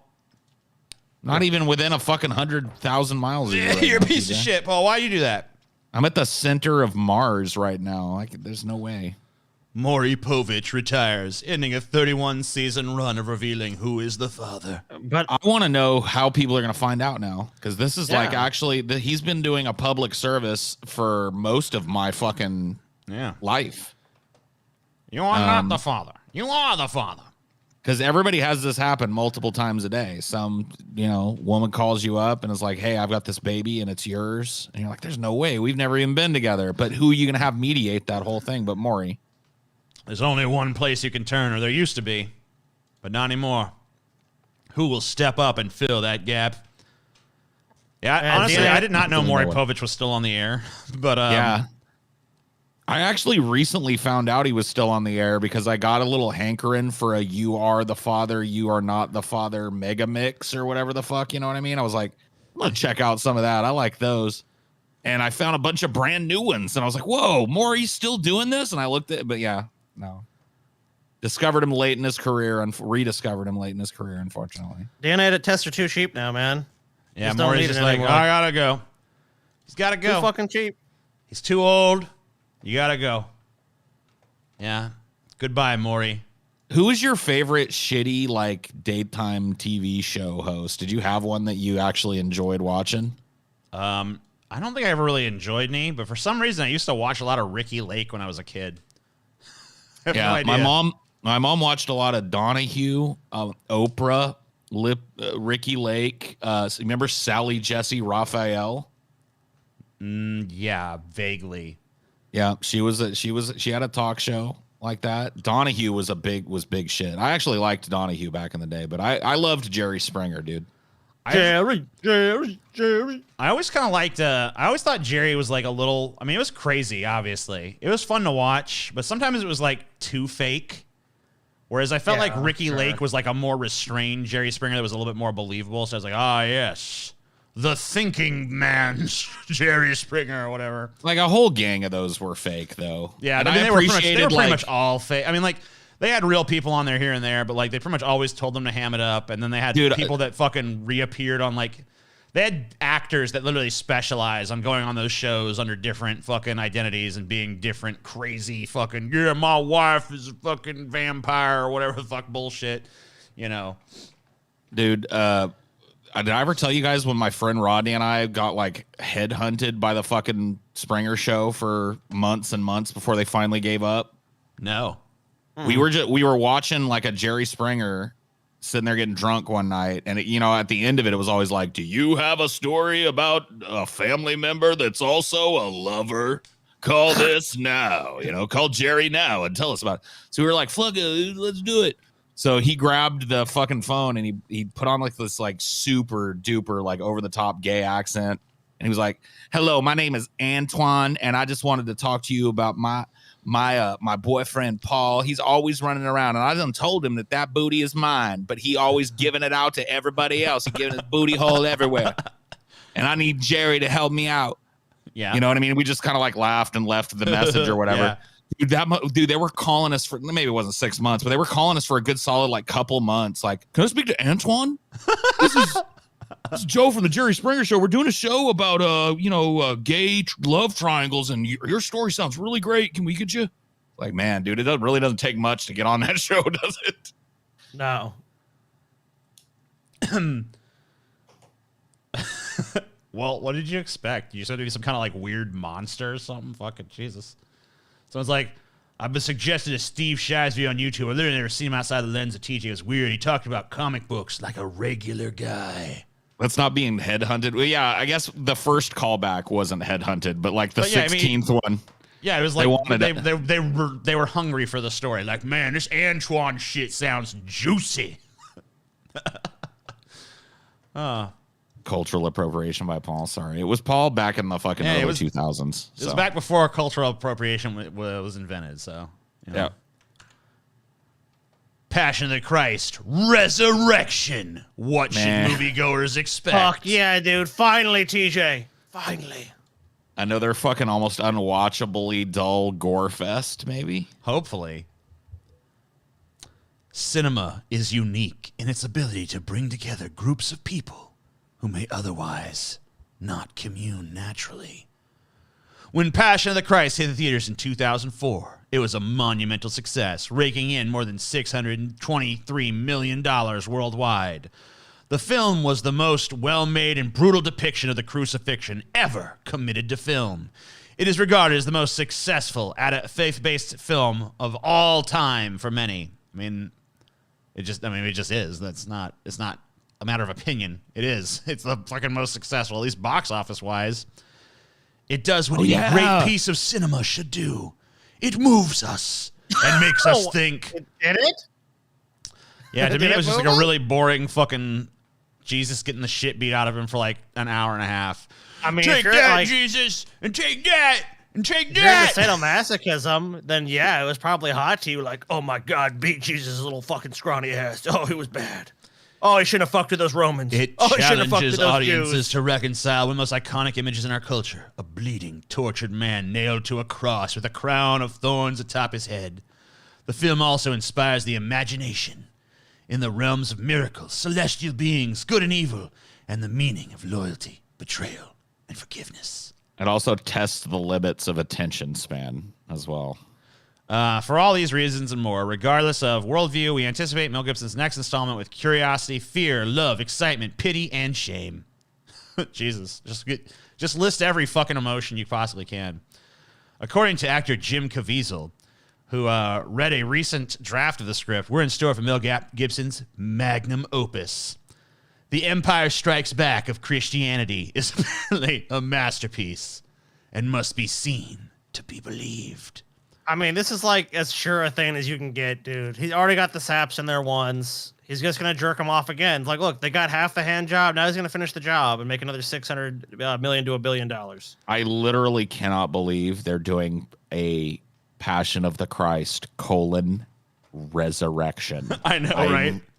I can't even fucking It's the first believe it. movie that has the subtitle Jesus Resurrection that actually fucking... I don't know. It might be the first time the Resurrection subtitle is actually applied to something well, but... I can't wait for the scene of Jesus going up to heaven, dude. Well, I've done my work here. Time for me to go up to heaven. It wasn't even that violent. It was literally like non-stop violence the entire movie. What? It was literally, I mean, like it almost wasn't. every I mean, like- frame of that movie is a dude getting brutally tortured to death. You've just forgotten the boring lead up before Jesus is captured. Really?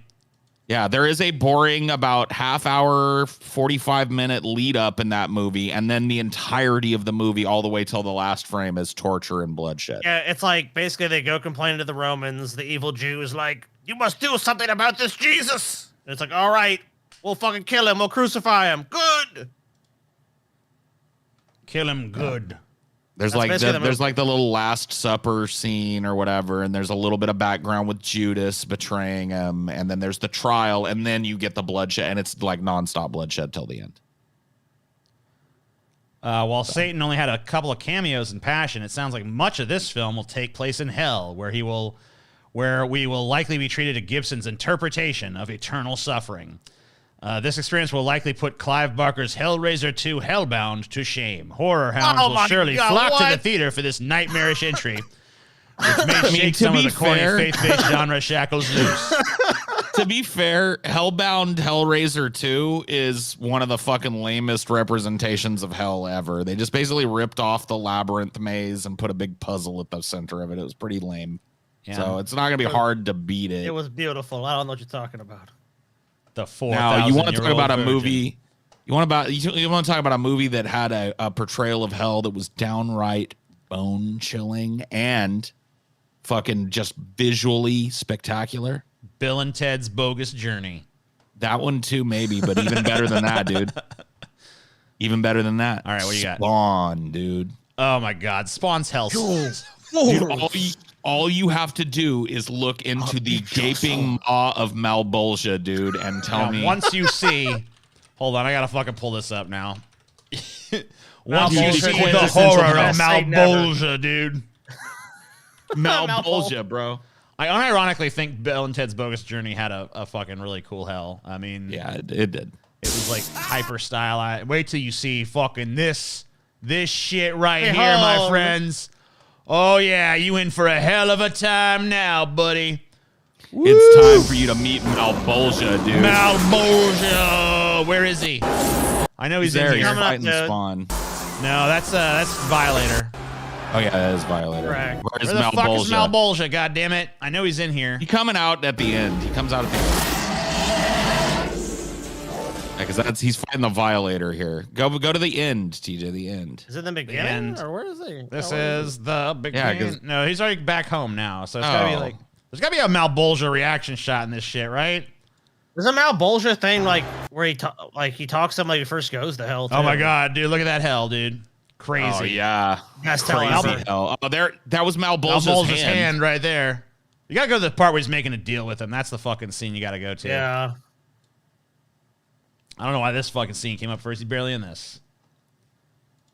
Malbolgia scene HD. Yeah. Where the fuck is No, he? that it's just somebody that doesn't know that he wasn't like the Violator and Malbolgia are two different things. Violator and Malbolgia are not the same, motherfucker. I mean, you don't even really have to be into Spawn to know that, but whatever. Yeah, Just watch the. You're a Idiots. fucking dumbass, bro. Yeah, I can't find the scene where he makes a deal with him. What the fuck is this shit? Give me the goddamn Malbolgia scene, bitch. I think I might have found it. 1 second. Gimme. I mean, Yeah, he's like when he first goes to hell, Malbolgia's standing there and gives him his armor or whatever the fuck. Dun, dun, dun, dun. It's a very end where You he must makes the lead deal. by armor, blah blah blah. Okay, I think it's in this one. Boop, boop, boop. Yeah, hold on. Okay, here, yeah, you found it. Malbolgia coming. Oh shit! Yes! Oh no, dog. Nuh-uh. Take the green gas. Wonder again. They literally like Yeah, they try to show him as little as possible. they really They try really to get away do. with as I little think as they they knew. can. I think they knew They that knew what they their were doing. Malbolgia was I shit. think Malbolgia was shit, dude. I will lead your army. Blah blah blah. Yeah, they really like. I thought he was in this more. He's really not. He's barely in it. No, I mean, And this is years after This Jurassic fucking hell Park. sucks balls, bro. It's so Yeah, this is fucking. It the looks like a worst Windows screensaver hell. I guarantee you they paid millions of dollars for this too. Because back in the 90s, this technology to render this shit just cost big bucks and it looked horrible. So this is probably a multi-million-dollar part of the movie, and it's abysmal.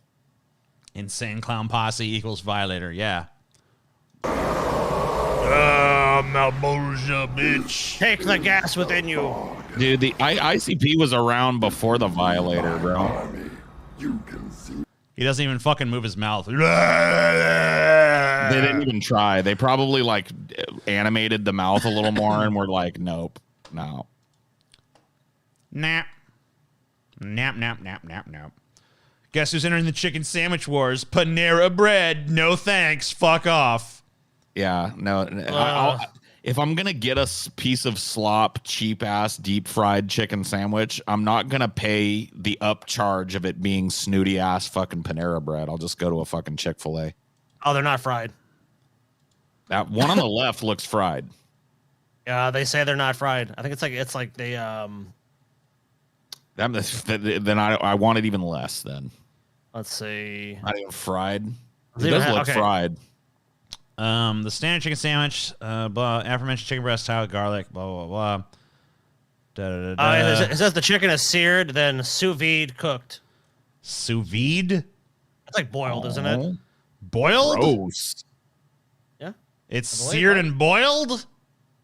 Oh, sous vide is when you like seal it in like an airtight bag Yeah. and with herbs and shit, and then boil it so the water doesn't get in there. I don't want Right, that right. shit. It's not. You're not just throwing it in there, but yeah, that's basically what. I don't want that shit. Get that shit the fuck out of here, man.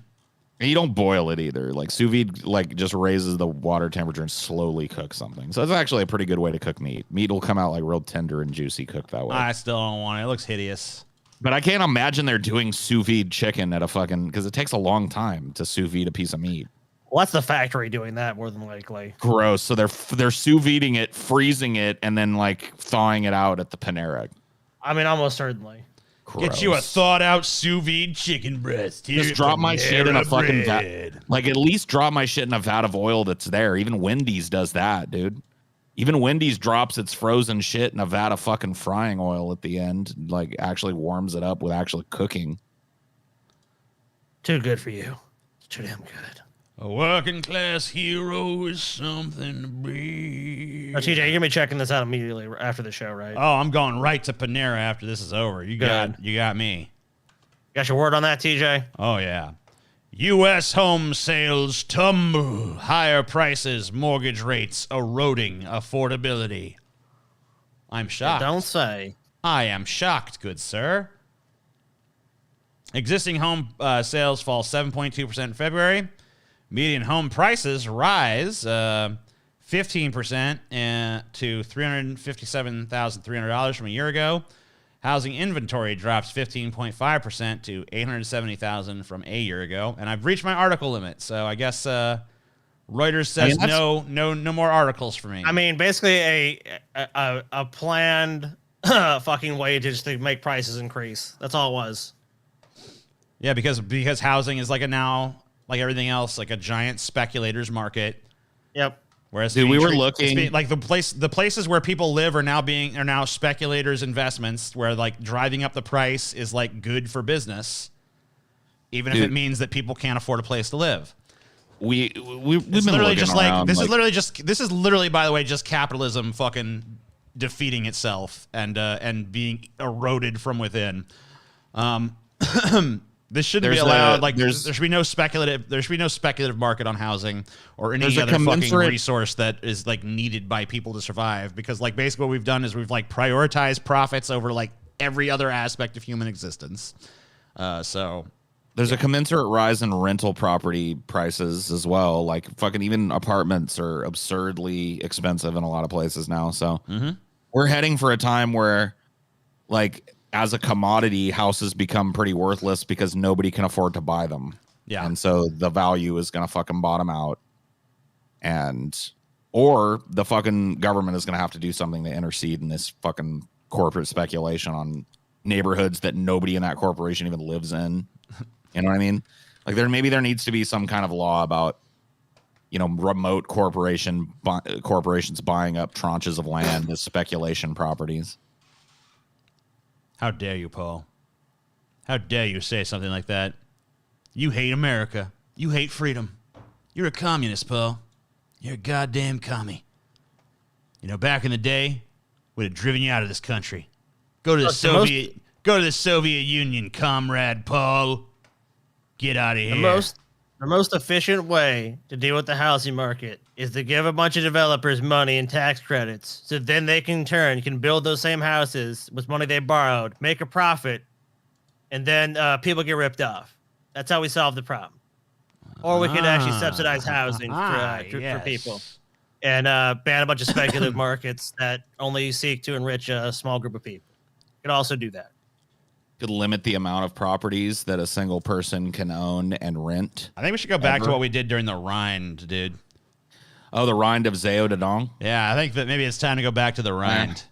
I mean, that's a little bit edgy. That's a little bit extreme, but you may be correct. We might be approaching Rind of Zao Dadong times again. Yeah, like the Rind of Zao Dadong is, there was a lot of...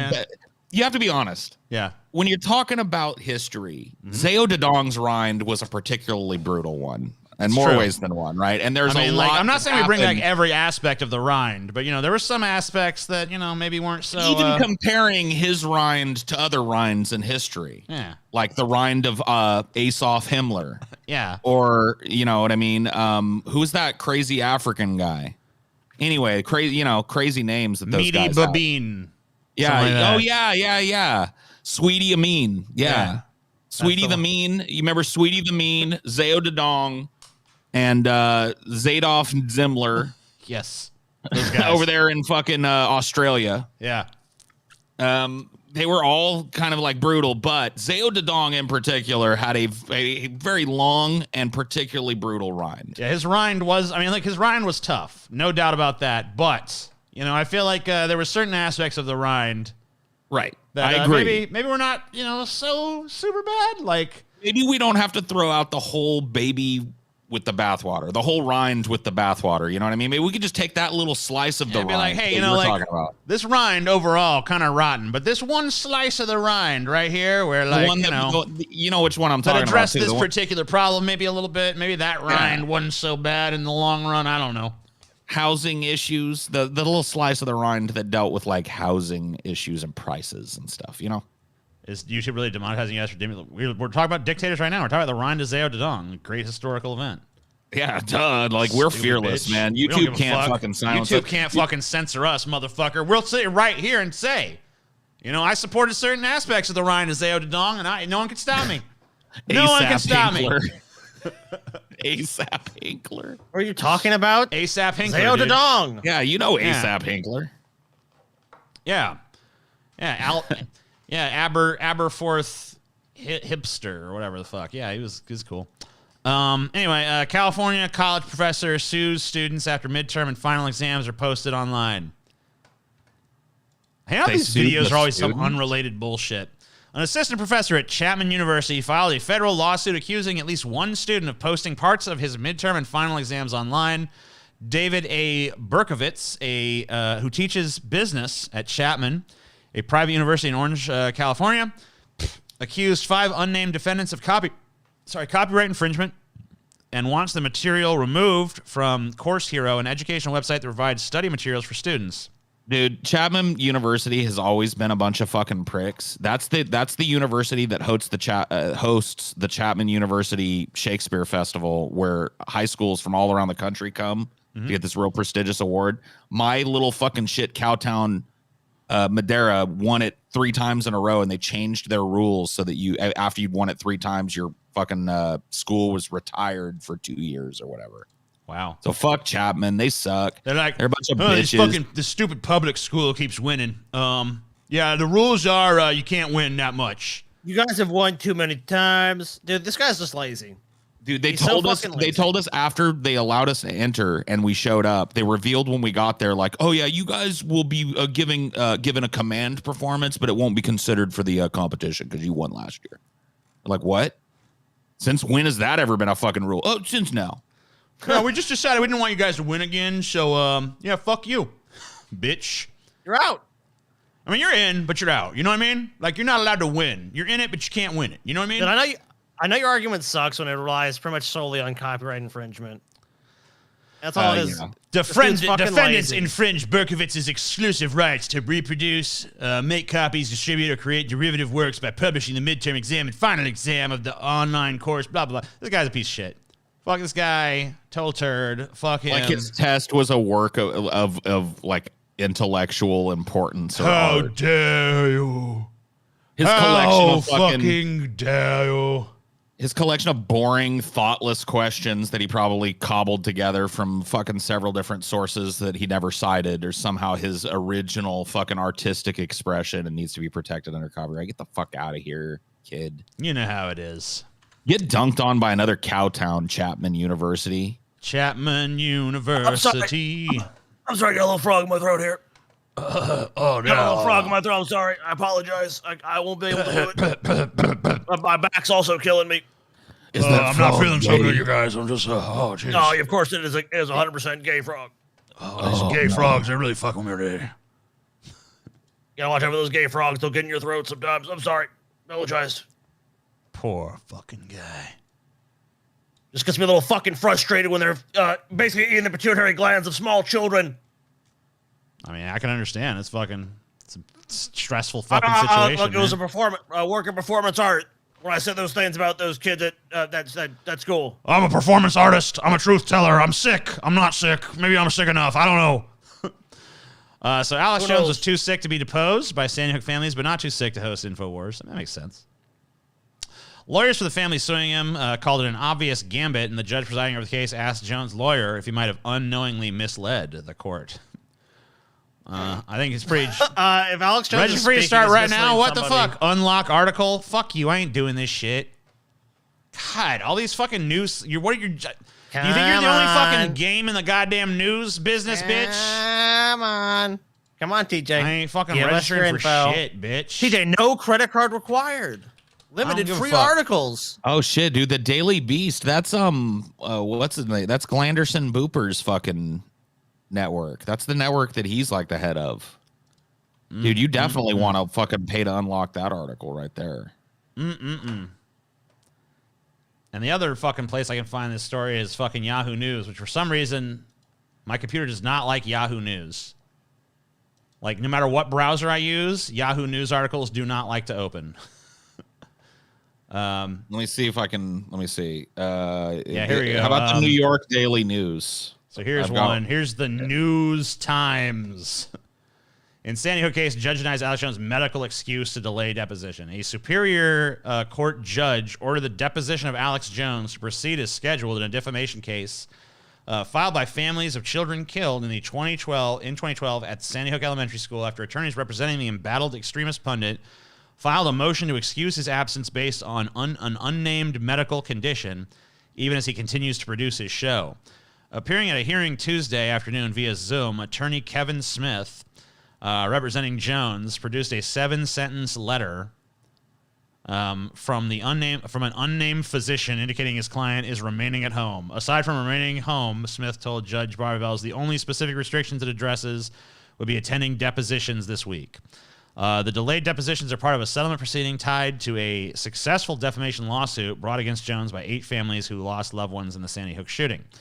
The families took Jones to court for calling the worst crime in modern Connecticut history staged, synthetic, manufactured, a giant hoax, and completely fake with actors. Sandy Hook parents in Texas brought 3 cases against Jones over the same comments. In both states last year, parents won the defamation lawsuits against Jones by default. The settlement process of the lawsuit is now in discovery proceedings ahead of a jury trial to award damages scheduled for later this year. According to Smith, Jones did not authorize his attorneys to share the letter outlining his medical conditions with the plaintiff's attorneys or the public, only the judge. After reviewing the letter and issuing her decision, Judge Barbara Bellis addressed the court. I have to say I have no idea whether the letter that I did review is genuine nor do I have any way of knowing whether the author of the letter is currently licensed, Bellis said. The only restriction is that he is remaining home and not attending a deposition, but the letter does not address any other limitations that one would expect to see. It appears to the court unreasonable to suggest that Jones can broadcast live for hours, whether it's from home, remotely, or from a studio, but he cannot sit for a deposition. The order is denied. As a result of the decision, Jones is scheduled to be deposed Wednesday in Austin, Texas at 9 a.m. local time, which that's today, so I don't know if that happened or not. The whole thing, to me, and I am choosing my words carefully, is extraordinarily disturbing. Christopher Matai, an attorney representing the families, said before Bellis ruled on the motion. Mr. Jones appears to be on the air right now, broadcasting his live show, The Alex Jones Show, as he does every day. During a half-hour recess called during Tuesday's court hearing, a segment of Jones' InfoWars broadcast did indeed show him speaking directly about the same settlement process he claimed he could not physically attend that day, angrily stammering and at times seemingly begging supporters for money to support his mounting legal obligations. Appeal it. Hold them off for a year or two, Jones said, ticking off his legal options in the Sandy Hook settlement. Or he could just boycott their trials, and then I get their $500 million judgments. I have decided to go ahead and battle it. I have decided to go ahead and fight them and let them have their show trials and all the rest of it. A judge that says we can't put on evidence, Jones added, but we need the funds to go through these 4 trials, he said. Hey, Yeah, the TJ, trials. Yeah, what's up, Alex? you making fun of me? Yeah, I guess so, a little bit. I'm a child. Oh, you are? Why are you making fun of a child? Are you a literal child? I'm a literal child. You're making fun of a child? Are you a pedophile? I didn't know you were a child. I mean, you don't look like a child. You look like you're pretty Oh, old. so now it's whether somebody looks like. Are you fucking kidding me, dude? Child. You are? Leave me alone. Aren't you on trial because I'm not you... subject to any lawsuits because, well, that's my contention on the lawsuit as well. Is it your child? Yeah, I said some stupid shit, but I'm a child. But you actually are a grown man who attacked a bunch of dead kids. No, that's your contention, and I would defy you to prove that in a court of law, sir. Oh, shit. In fact, you'll be hearing from my lawyers. But you actually did get this tried in a court of law. You lost, and now you're just trying to avoid having to pay the bill. Well, he didn't want to open his books up. It says, here's an article from Rolling Stone. Alex Jones raked in $165 million over 3 years selling supplements and prepper gear. Damn, Alex, you've done well. Man, he's the fucking, he's the best. He's one of the best grifters of all time, dude. He really is. He's top notch. That is actually shocking. $165 million. Think about how many suckers he's got. Tons. That's a lot of suckers right there. I mean, if we had even like a tenth of that amount of suckers, dude. That was after he got canceled by all these big fucking places. That like last year, if he made that much last year, it probably. Let me read this to you guys. Hawking Supplement survival gear has been quite a lucrative business for Alex Jones. The conspiracy theorist raked in $165 million from the InfoWars store over 3 years beginning in September 2015, all while begging his supporters to help him stay financially solvent. Records obtained by the HuffPost revealed on Friday, and this is from January 7th, 2022. Jones pleaded with a caller to his radio show to help him pay the bills as recently as Thursday. I'm not going to stop growth and let it push us backwards, he said in a typical appeal. I need your help, Frank. I need your help. Please. So he's probably not doing as well after being kicked off all these platforms and shit. I sent you a clip, TJ, of like the show that they were talking about in that news article. Like just a little clip of what he was saying on the very show that it was going the very day that they called him out for this. All right, dope. Yeah. Apparently he's saying the deep state is plotting to attack U.S. diplomats at the NATO summit that's coming up. That makes sense. Yeah, so of course. So they can blame it on Putin and justify World War III. Oh, okay, cool. But now that he's revealed it, they're not going to do it. So, right. Now, would Russia assassinate? Hold on. That's a little low. All right. Would Russia assassinate what now? Let's hear it. Now, would Russia assassinate U.S. leaders? No, that would blow up in their face. Would Russia have a motive to kill U.S. leaders? Absolutely not. They would turn them into the devil overnight. That's the worst possible move. Well, then who has a motive to kill U.S. diplomats? Who has a motive to kill? Well, you know who. The deep state. Why? They have the motive for all of that. And so, Why? Wait, what's the motive? I mean, if the result is literally World War III, then pretty much no one has the motive. No one has the motive to kick off World War III unless they're just like a literal "bring on the nukes," like the most literalistic interpretation of the "bring on the nukes" quote, right? Like they're just Alex like, is the world needs to end. This decadent fucking planet finally needs to drown, be purified by fire. Now it's time to kick it off. Is that the deep state's motive? Because if that was it, they could have done that fucking a long time ago. So it's a deep state, TJ. His voice sounds Alex different. Jones is chunky. It's because he's chunk. I mean, he's turning into you a can just tell fucking he's under, bullfrog. he's made a lot of money, but he's under a lot of stress, especially with his like lawsuits looming over him and shit. He's So melting, dude. see that as them killing two birds with one stone, and is a very, very serious concern to me. Wow. Alex doesn't have the usual pep in his step, especially delivering something like that. The U.S. The diplomats, who we don't, Russia doesn't have a motive to do that, but we know who, the deep state, and they're the shit. The shit, the deep state, fuck them. And, TJ, they exist. They're guys, out there right I now. gotta be honest with you. I need some money. I'm gonna need some fucking money right now. Look, I'm TJ, I'll gonna tell need you some what I fucking am. money. You need me to stop the deep state? I'm gonna have to get some coins together, you guys. I need some money, y'all. Buy some fucking supplements. Send me some fucking money. I need some money. Things ain't looking good for Alex right now, y'all. I'll tell you what I am, TJ. I'm a pioneer. I'm telling people about the future, and right now, TJ, the wagons are circling. Yeah. The engines are coming, TJ. The deep state's coming. The engines? Oh, man, that's a little messed up, Scotty. It's a little messed No, up. it's Scotty. There's no Scotty here. This is Alex Jones. Oh, Alex Jones. Sorry. I'm telling you, TJ, we're circling the wagons, and the only thing that's going to help us right now, TJ, we want to buy that ammo, TJ. We want to defend ourselves, TJ. Yeah. Gotta have money. Look, Yeah. they've attacked us, TJ. They've attacked us on iTunes, TJ. They've attacked us on Spotify, YouTube. We used to be everywhere, TJ. We were distributing the truth nationwide, worldwide, international, global. But look, TJ, when we're trying to put the truth out globally, the globalists stopped that, TJ. They stopped us. They've taken our money. They put us through kangaroo courts, TJ. That's why if I show up, TJ, I lose. If I defend myself, I lose. I can't win, TJ. But there's one thing you can do right now, TJ, which is give me money. If you give me money, I can keep fighting. Amazing. Are you donating now? Holy shit, donated- TJ's beard is huge. That's obviously... What? That's a dude that just came? I mean, wait, you've been here the whole fucking time. What the fuck? Is that TJ's Oh my god, TJ got beard. TJ Oh beard my god, big. haircut. Oh my god, changing style. Oh my god. Dude, you're functioning on the lowest level of possible fucking interaction. Just fucking stop, man. Just sit back and enjoy, bro. Sit back, Bask in it. enjoy it. Don't even try, man. Why can I not open? Where is this fucking opening at? It must be opening behind this. That's the only fucking explanation. Okay. Yeah, that's where it went. Sorry, trying to get a calculator going here.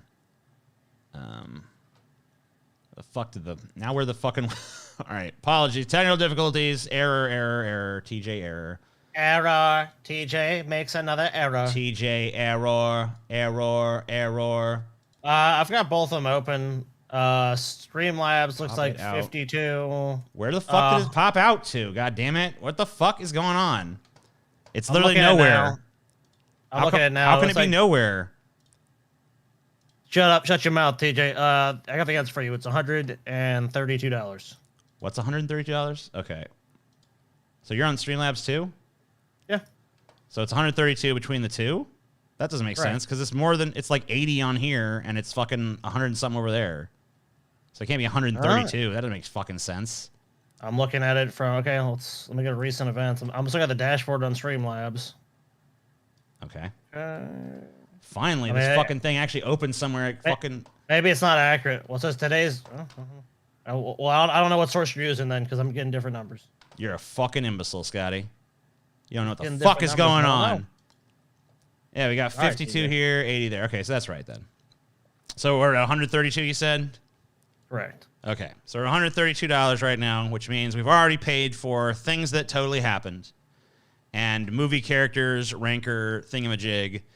We're on our way towards Things That Totally Happened 2. So if you guys want to see Things That Totally Happened 2, then you got to get us to 200 before we reach the end of these segments, or the show will come to an abrupt and horrible ending. Last week that happened. Last week, we ended abruptly, and people were like, what the hell? I literally warned you, okay? I literally warned you that if you don't fucking meet the fucking deadline by the time we get to the end of the segment, the fucking show ends. I think personally we should just use Streamlabs to display that because it's just easier for people to see. Because people can't see a counter on the screen. What can't they see on the screen? There's no total because you're using both of them. So I'm saying you should probably just use a Streamlabs one just so people can see the total. Yeah, well, but then people still give just super chats and shit, and then it's like, okay. Well, you can just add it in the end, but that would probably be helpful. Maybe. So that's what most people do. I'm just saying if you don't I think Streamlabs actually will count super chats as well now, so that just has to be not to have 2 counters or whatever. I don't understand why there's got to be something. I don't understand why there can't just be a fucking counter that fucking counts them both, but whatever. There's got to be one. I mean, as far as I can tell, there isn't, at least not through Streamlabs. They used to only have a Streamlabs donation counter. Now they have a super chat counter as well, but they don't have one that combines them. At least not through there. Maybe there's some other fucking service that'll do it. I don't know. But you figure if anyone's going to do it, it'd be Streamlabs because they're the ones who has access to their internal fucking shit. Anyway. Any fucking way, it's time for Things That Totally Happened. Wink. Here's a thing that happened. This is especially rich coming in light of what we saw, what one of our opening stories was today. Ted Cruz, Republican, Texas, during a meeting with D.C. trucker convoy. Almost without exception, every time I'm on an airplane, either the captain or a flight attendant will come up to me, will hug me, and say, thank you for fighting for us. I want the Ted Cruz reality show now, dude. I can't wait for Ted Cruz to get on a flight and just stand there and then be like, it's me. Do you need help finding your seat, sir? No, it's Ted Cruz. Okay. Thank you for fighting for us, Ted Cruz. Can you imagine? He says people will hug him and say this. Can you imagine fucking hugging Ted Cruz? Can you imagine, especially if of your own volition? It's not even a social setting where it's you're expected to do it for some fucking weird reason. Even Ted Cruz's kids don't want to hug Ted Cruz. We all remember the video where he hugs his daughter and she's just looks like she was just fucking engulfed by the muck monster. You know what I mean? It's not. I feel like he'd squirt out of my hug. You know what I mean? Yeah, grease. I feel like you'd squeeze him a little bit and there would be like grease would just come out of every pore. It'd be like squeezing an overripe banana. Yeah, or you'd have that residue all over you. When you eat a bunch of potato chips and you have that greasy residue on your fingers? I feel like you'd have that coating your fucking entire front of your body after hugging. Oh yeah, that Olestra. Yeah. Yeah, get that Olestra squeeze. Oh, it feels so good. Olestra fingers, man. But this is a guy who literally just a few days after, it was after this thing fucking came out, or after this post was on the subreddit where I got this. It was a few days later that Ted Cruz was literally in the airport pulling that fucking don't you know who I am? So this is clearly bullshit. There's no fucking profound love that the captain and the fucking crew have for this son of a bitch. Some flight attendant thank you so much for fighting for us, Ted Cruz. No fucking working class person is man, you know who's got my back? Cancun Cruz, man. Hey, what? I take exception. I do. I fight for you every day. Hugging Ted Cruz is like hugging your abusive dad with beer breath. It's just wrong. Yeah. It feels I don't know, profane somehow, It's okay. I personally think we just need to go watch a teen titty film. Thank you for fighting for us, Ted. You so good. Listen to this, guys. I know Elon Musk gets a lot of shit, but when you hear about how he's living. Grimes says Elon Musk lives at times below the poverty line and would not buy a new mattress despite her side having a hole in it. Bullshit. Grimes told Vanity Fair that dating Elon Musk, the world's richest person, made her feel trapped between two worlds. Elon Musk, yeah, he's living below the poverty line, you guys. Mm-hmm. Yeah. What? You don't believe her? Nope. No. I don't believe for half a fucking second that a crazy fucking red carpet walking pop princess would sleep on a wholly desiccated mattress or whatever. Like, dude, like, I just don't buy it, dude. I don't buy it. And even if he does like live all Spartan and shit, it's not for lack of money. Like trying to paint it like, oh, he's below. Like if he chooses to live a real Spartan lifestyle, like he's claimed this before. He's like, I don't own a house. And they're like, what? You don't? You're one of the richest men in the world. You don't own a house? No. You know, a house ties you down, takes you away from your work. I live at the factory, you know, a broom closet, you know, back there. Oh, right. Extra office space or whatever. I turn it into sleep, you know, like he's claimed this shit. So, yeah, I mean, and so actually, a lot of people have like done research on this because he was claiming for a while, I guess maybe even still, that he lived in this like modest $50,000 house, right? Of course. Even though I'm super rich, I'm actually living in this very modest place. And they did some, like, they looked into it and they found out he's actually living in like this Austin mansion. There's like this vast, palatial estate in Austin that's like worth $12 million that he's living in. And actually, he has sold a lot of his houses. I guess he sold like $150 million worth of houses. But yeah, his actual house is a gigantic mansion. Oh, right. Also, the fact that here's an article inside Elon Musk's $70 million Gulfstream private jet tracked by a college student's Twitter bot.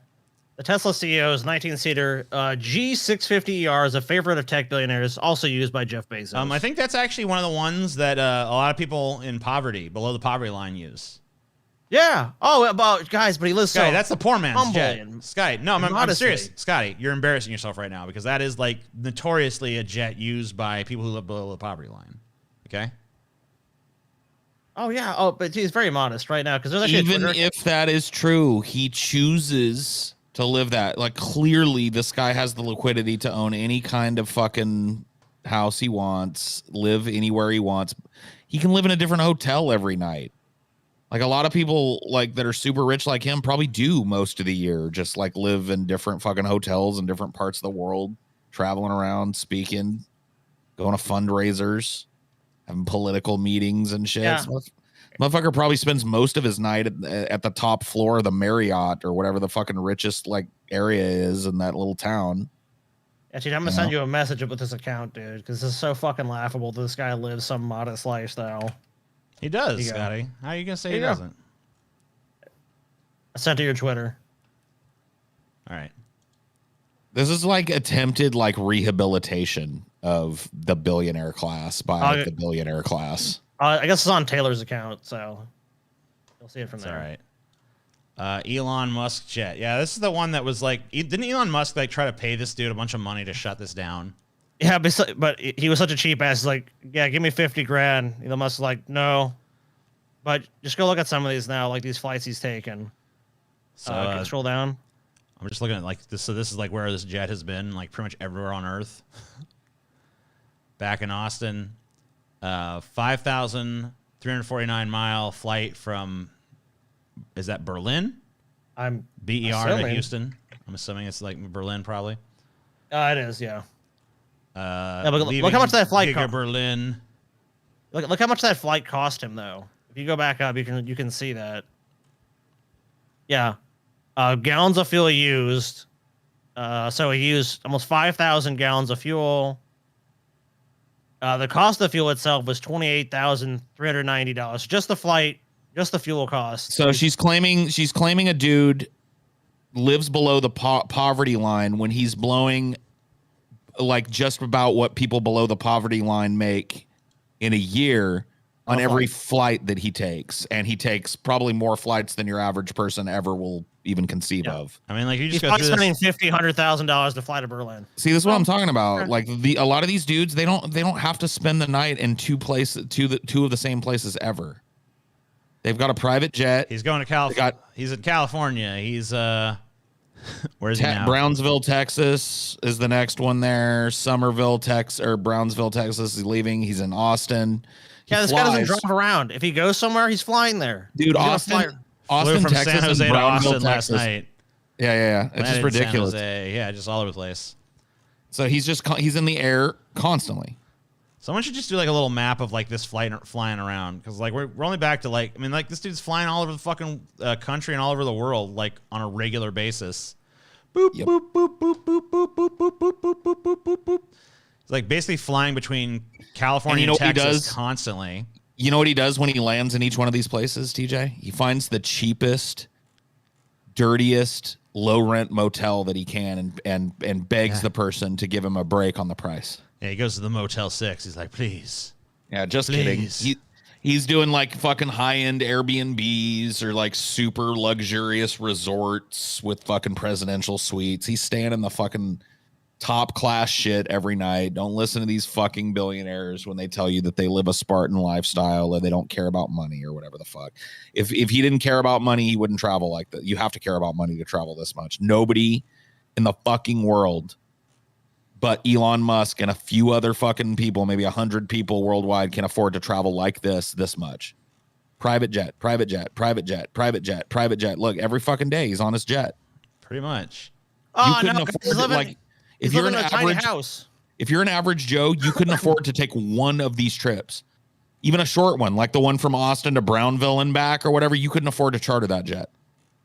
That's an obscenely expensive fucking jet. I mean, he flies from Texas to California all the time because, I mean, like, that was his old location. That's his new location. He's just boom, boom, boom, boom, boom, bouncing like a fucking ping pong ball between those two places, like, constantly.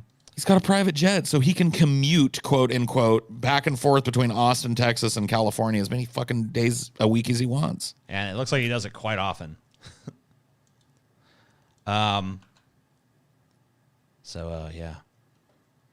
Getting ready to do nails for a mystery client that I wasn't allowed to talk to. I could only address as sir if I had to speak. It was Putin.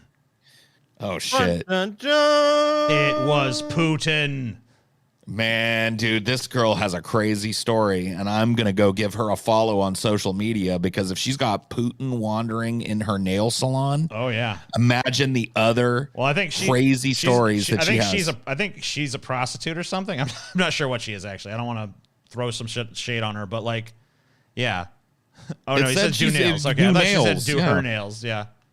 No, she's getting ready to do nails for a Why client. would he? so Wait, she why does would? nails. So wait, Putin is just like, get me to that random nail salon that I've never fucking been to before. Like he wouldn't have his in-house people to do that.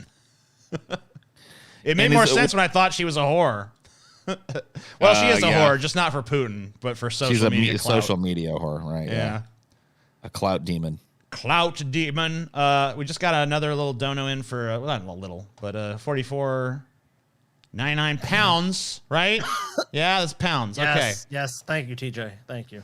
He's learning. So thank you so much. I don't know what that brings our total up. We got 139.45 here and 72 here. So we have a few more there as well. So I don't know. I think that's That's puts us over 200 bucks. for sure. So Yeah. we're definitely to 200 now. Yeah, we've crossed over 200. I'll check the final total when we reach the end of. So we're gonna go ahead. That means we're gonna go ahead and do the things that totally happened 2 as well.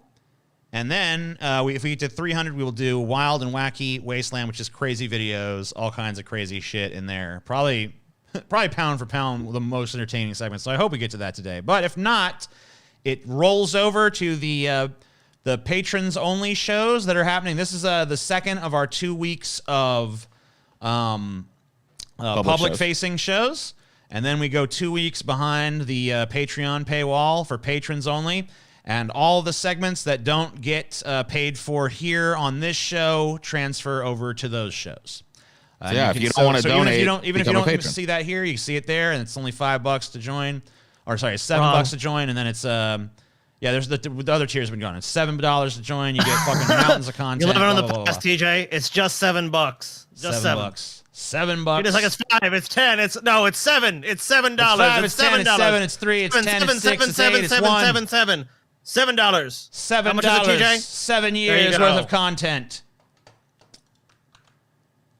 Here's a story that happened, bro. I was really down after a bad day at work. Went to McDonald's to get a coffee at regular place in town. Girl at registered. I make small talk with scene. I was really down on myself. She took her break, came over and asked me if she could give me a hand job in her car in parking lot. Was nice of her. Happens all the time, bro. All the fucking time, Dude, Scotty. let me tell you, TJ, you walk into McDonald's, halftime you walk out with a hand job. You know, you walk into McDonald's, you know, you went down, feeling really down after a bad day at work, and, you know, that McDonald's register girl, she's just like, you know what? You seem down. Would you like a hand job in the parking lot? And you're just like, you know what? That's real nice. Thank you. That ain't happening, bro. I'll tell you what. Thank you so much. I know. I've seen people that work at McDonald's and shit, dude. They ain't worried about giving you a fucking hand job because you had a bad day. How about a little hand job? Was nice of her. It was really nice. I walked in and got a hand job. It was a sweet thing. It was real sweet, Scotty. It was real sweet with what you did there. It was real fucking. What was this post on? I don't know. It looks like it was posted to a Reddit somewhere. Someone on Reddit decided they were gonna try to like pass this story off as like a real thing that happened. I mean, I get doing this to like your buddies or something where there's no evidence that you made a ridiculous claim. Like, yeah, I just went to McDonald's, craziest thing. This girl was I was like, she could tell I was having a real bad day, and she's like, you know what? How about a hand job, bro? Vadim at the Applebee's. Oh yeah, this is a Vadim Applebee's story. Got a little handy at the Applebee's. So I was at the Applebee's, right? And this woman, she just like pops her titties out as you often see at Applebee's, and she's like, you know, hey, you wanna fuck my titties right here in the Applebee's? And everyone at the Applebee's was looking, and I was just like, you know, I'm just here for the boneless wings. I'm sorry. like a little embarrassed about this, you know. I came for the I'm here for the 2 for $20 and the happy hour endless light beer. I'm sorry. Listen to this. This is a harrowing story. Teacher. Hope you guys all had a great Thanksgiving. Me. Actually, I don't find it fun to celebrate genocide and colonization. So I spent this Thanksgiving blogging and protesting. But thanks. How was yours? Teacher is stunned. Class is stunned. And then...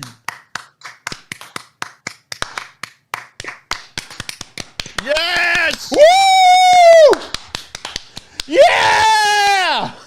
Let's see what happened. Hope you guys all had a nice Thanksgiving. All right, hip, so hip, hooray. Yeah, algebra. You know, it's like that's all happening. No one gives a fuck about what your Thanksgiving was. No one gives a fucking shit. The only thing true about this was this asshole was definitely blogging. I think this type of shit being so prevalent, it just shows you, it gives you a hidden window into what many people really desire in their lives, which is just simple, like acknowledgement in one moment by an entire group of people. And then all of my peers embraced me. Yeah. It's kind of sad when you look at it that way, isn't it? Because there are a ton of people that try and pass off this little story here. And then I said the thing that I said, and then everyone was like, wow. Someone finally had the courage to fucking say that cliche bullshit. Wow, you're a hero. I'm not gonna take it. And this crowd's not gonna take it. Yeah, that's right. We're not gonna take it. No, the other we fucking ain't gonna sheep are gonna take do. it. I think what the other sheep are gonna do. They're just gonna go, meh. Fuck. They don't give a fuck. I'm not gonna agree with you. They're not gonna stand up and give you a standing fucking ovation like you made some great movie speech. They don't give a shit. They're all a bunch of sheeple. All right, so ranked by the ranker community, these are the best movie characters of all time, and the first 3 are Tom Hanks. I'm just gonna tell you that right now. That's ridiculous. No. Forrest Gump, Woody, and Captain H. John H. Miller from Saving Private Ryan, right there. I think the only one that even belongs in the top 5 is Forrest. I don't think Woody belongs in the top 5, and I don't think that Captain William H. America Flag Waver belongs up there either. So well, we'll go down the list a little bit, and then we'll go check out what the men. They have like men-only rankings. They have women-only rankings.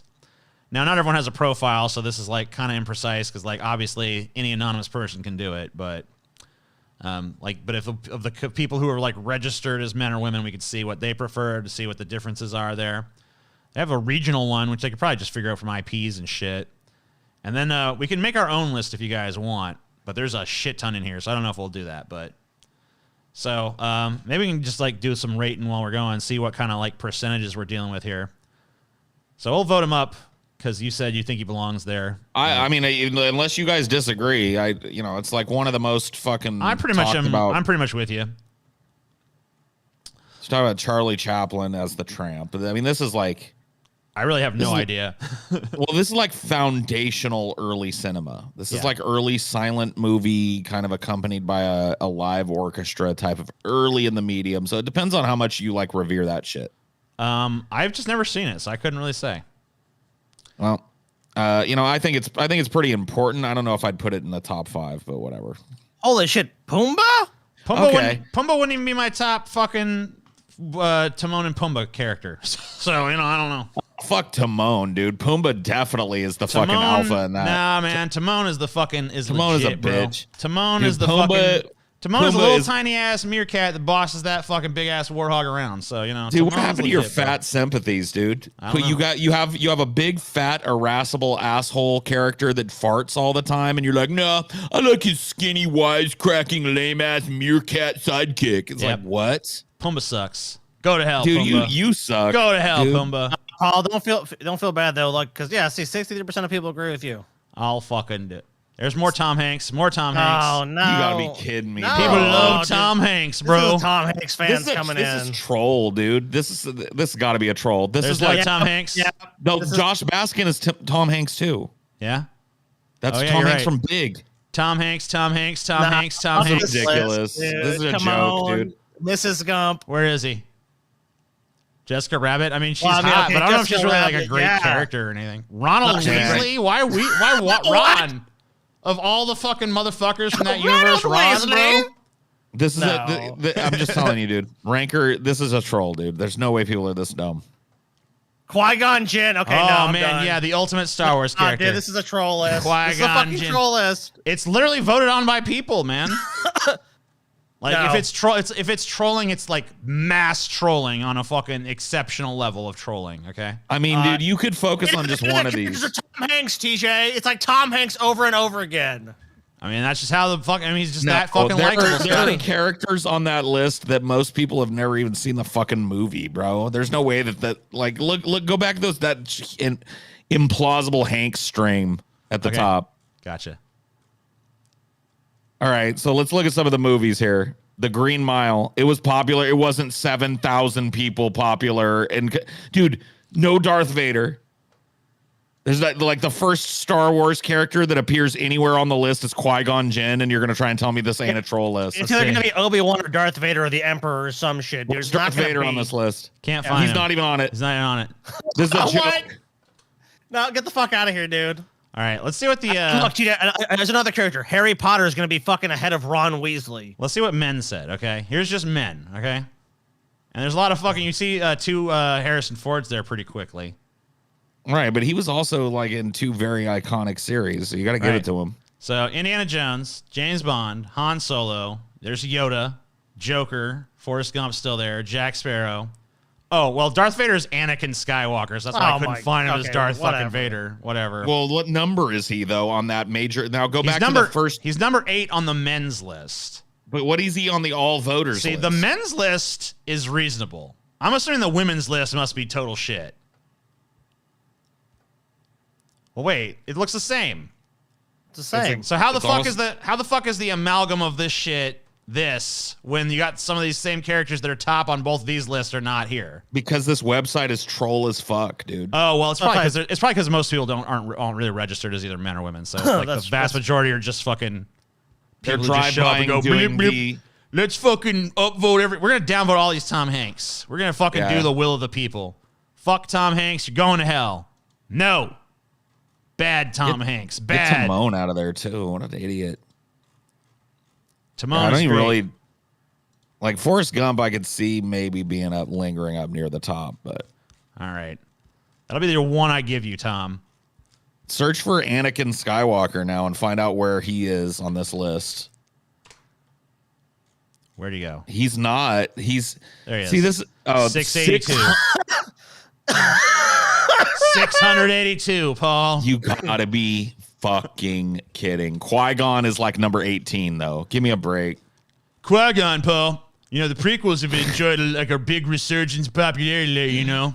That's only because the ones that came out after them actually were implausibly fucking like infinitely worse. Qui-Gon Jinn, bro.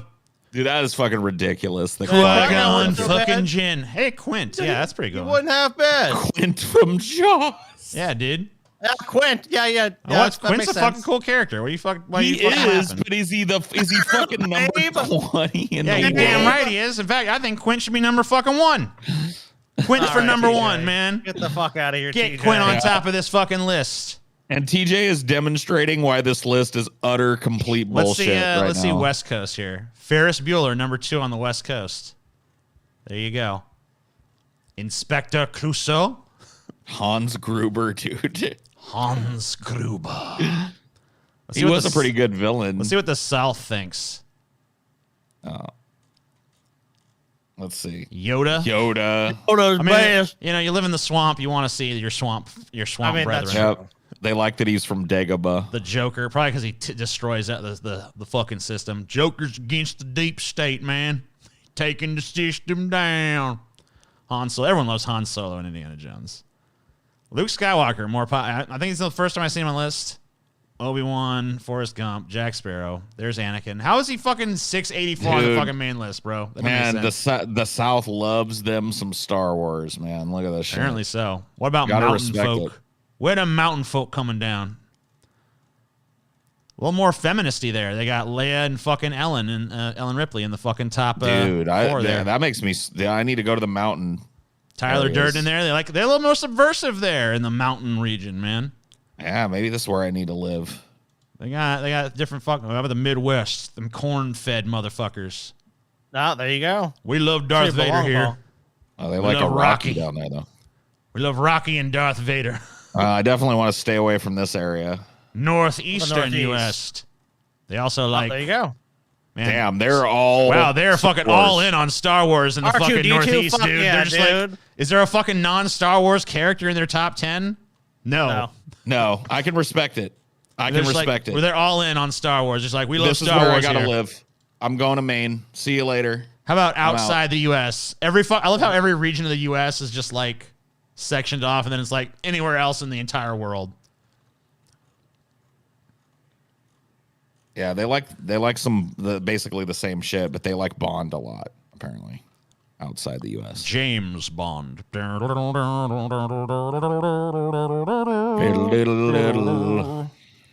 Based as fuck mountain people. Yep. The people of the mountains. You had like Dude. the 8. Did you do like the 8-bit version of the James Bond theme? Dude, there is nothing more based than the fact that the entire Northeast doesn't care about any other movie franchise but Star Wars. Dude. It's That like is Star the best. Wars is what we're about. We don't really give a Is fuck. it Star Wars? No. Oh, Star Wars. What's your second favorite movie? Star Wars. Third favorite movie? Star Wars. Star Wars. Star Wars. Star Wars. Star Wars. Star Wars. Star Wars. I love So it. Paul Love it. definitely wants Pumbaa in this fucking shit. I'm just gonna put the characters that actually even belong in consideration of this fucking list here. I'm putting Timon because I don't give a fuck about Timon all is a bullshit. fuck Timon. Fuck him. Fucking Moniz. right. TJ's Jessica bias Rabbit. creeping up Yeah. in I there. did Jessica Rabbit because them titties is nice. Why are there Oh, yeah. already 3 fucking animated characters on my list, dude? Can we not? Pumbaa is the only one that belongs over there. Quint doesn't belong on this Quint list. belongs. Quint. Quint's going number 1. Number 1, Quint. I'm not even going to do this list if you're going to try and put Quint from Jaws at the Oh, you top, go. dude. What's wrong with Say, Quint? You see a character you Nothing want on the is list. wrong with him, but he's not the number I know you're one into this, greatest movie character of all I know time. you're into this dumb crap. What does this guy belong Son on there? of What? one. Sorry, yeah. I mean, Christopher Lee as Saruman is a fucking yes. Left He belongs. there. John Wick sucks. Oh my God, Uncle get out! Buck, Yeah, for sure. Uncle Buck. Yeah, it needs to be on the list. I For think sure. the Crow belongs on there. Yeah, the Crow's pretty okay. I'm kind of on the fence about Ian Malcolm from Jurassic Park. I mean, he's definitely the coolest character in that movie. Yeah, I'll give him like maybe a low spot on there. RoboCop for sure. How the fuck is Yeah. RoboCop not number 1 on every list? Napoleon Dynamite. Get the fuck out. Get out of here. Dude, the chief from One Flew Over the Cuckoo's Nest. What is this, dude? Oh, Conan. Well, yeah, it's true. Why is Conan not in there, dude? I don't know. He's number 46. There's some fucking horny people on this list, just like literally yeah, putting Linda characters on. Blair, Remember that goddamn. character with the tits? Put her on there. She was great. Remember a classic moment of like having Dude, tits? Khan. Khan's going on now. That's lame. Jimmy. Jabba the Hutt, dude. Jabba has to be on the list. I mean, he's gonna be we're putting him up at number 1 now. Tochada huna kala I mean, name me a better fucking character. Name me a better motherfucker. There isn't, dude. That's not Frankenstein. That's Frankenstein monster, you stupid fucks. You don't know nothing. Fucking retards. Why would the narrator be above Tyler Durden in Fight Club? Well, because both are the narrator. Like, the narrator is That's both true. of the characters. That's true. I'll put Blade on there. Dude, Jack Burton, hell yes, from Big Trouble in Little China. Big Trouble in Little China, yeah. It's the Pork Chop Express. Is that the ripoff of Simba? What? I don't know. It's just like a shitty drawing. It's garbage. Simba was garbage anyway. Yeah, he was. Simba suck. Doctor Strangelove is You're really too old not. for this shit. You're He's too like old for this barely shit. in the movie. Just like he's like the namesake. Dude, Riggs was way better than Murtaugh. Murtaugh was like the straight man. Yeah. It's like, Riggs. What is it, Murtaugh? You're bothering me. I'm trying to defuse this bomb. Riggs, the bomb's right under my ass. It's in the toilet, Riggs. I know that, Murtaugh. Just leave me alone. Riggs. I'm too old for this shit, Riggs. Riggs. I like V. Yeah, V's cool. Who else we got? I thought V was vivaciously vivisected venereally by Vince Vernacular Vince Vernacular, huh? and his vaunted Oh, Groot. Dude, go back, vision. Groot. You like Groot, Scotty? Here you go. I'll Best put Groot on performance for in you. the fucking Guardians my of the God. Galaxy. Man, this is the worst. We're actually trolling ourselves making this list. I am What? Groot. Peter Venkman needs to be on the list. For sure. Put the Scarecrow on there. The Scarecrow is the coolest of the three. Jean-Luc Picard is 136. Oh, come the fuck on. But like, I mean, it's because it's like if it was like TV shows, but like those movies kind of suck. But I'll put them on there just like respect the show, I guess. Beetlejuice definitely belongs on there. I'll put Hans Gruber on there. Mr. Miyagi, bro. Mr. Miyagi, Come yeah, on. dude. Pat Morita needs to be on this list. Dude. No Danny Torrance. See, like, this is such a troll. It's like they've taken like movies that people expect to see really high up and then upvoted other people from the movies, not the leads. It's because they're just defying your expectations, Paul. No, they're trolling is what they're doing. They ain't trolling you, Paul. What? You're just No. not. You got to admit, you're not in lockstep with the people anymore. Look, dude, Aslan the fucking lion is on here. You Yeah. gotta be kidding me. A lot of Christians in this country, Paul. A lot of people respect Aslan, bro. Captain Kirk needs to be on there. Come on. All right. Come on. All on. right. I'm putting that. Alien Queen can go on there. I don't really know Yeah, if she's a yeah. character, but whatever. I'll put her She on there. is a character. Yeah, what the fuck? The Alien Queen's a character, dude. What the hell? How the fuck she? 'Cause she doesn't- Whatever. She doesn't have dialogue, but you can't deny a physical presence on the set. My friend, Andy Dufresne. Yeah, who does Ripley fight at the end of fucking goddamn Aliens then? Nobody, because there was no character for her to fight against. Yeah, she fights nothing. There was Remember no when she struggle fought at the end nothing? of that movie. She fought the fucking very vaporous air in front of her, Scotty. Ellen, of course, Ellen. Get away from her, you invisible, non-existent bitch. Agent K. All right, give me some people that can we like search this? Yeah. No, this is troll, dude. You're never gonna find any good people. They're buried. They're This buried is in the here. trollish. Ends from Pulp Fiction. Come the fuck on. This is the Kirk most Lazarus, trolled Mia fucking Wallace. list. This list is so trolled, my man. It's trolled. These people are nuts, bro. You had to go to 250 to find Jack Torrance, dude. Yeah. So if I search for someone down here, what's it gonna do? Is it gonna show me somebody? Like, what if I put like I don't know, who's someone like Tony Montana or something? Yeah, Tony Montana. Tony Montana. There you go. You can add him. It. Did it add it? Tony Montana. There it is. So Tony Montana. So Jabba the Hutt, we all agree is the greatest character of all time, right? Yeah, and Quint is the worst. So put him at like a number of 10,000 billion, infinity, zillion, gajillion, chameleon. Why you hate Quint so much? Like he's He's a just well-developed stepping character in outside the of his movie. He bounds. fucking adds a lot of fucking character to that fucking flick, bro. He's up there with some actual greats of cinema.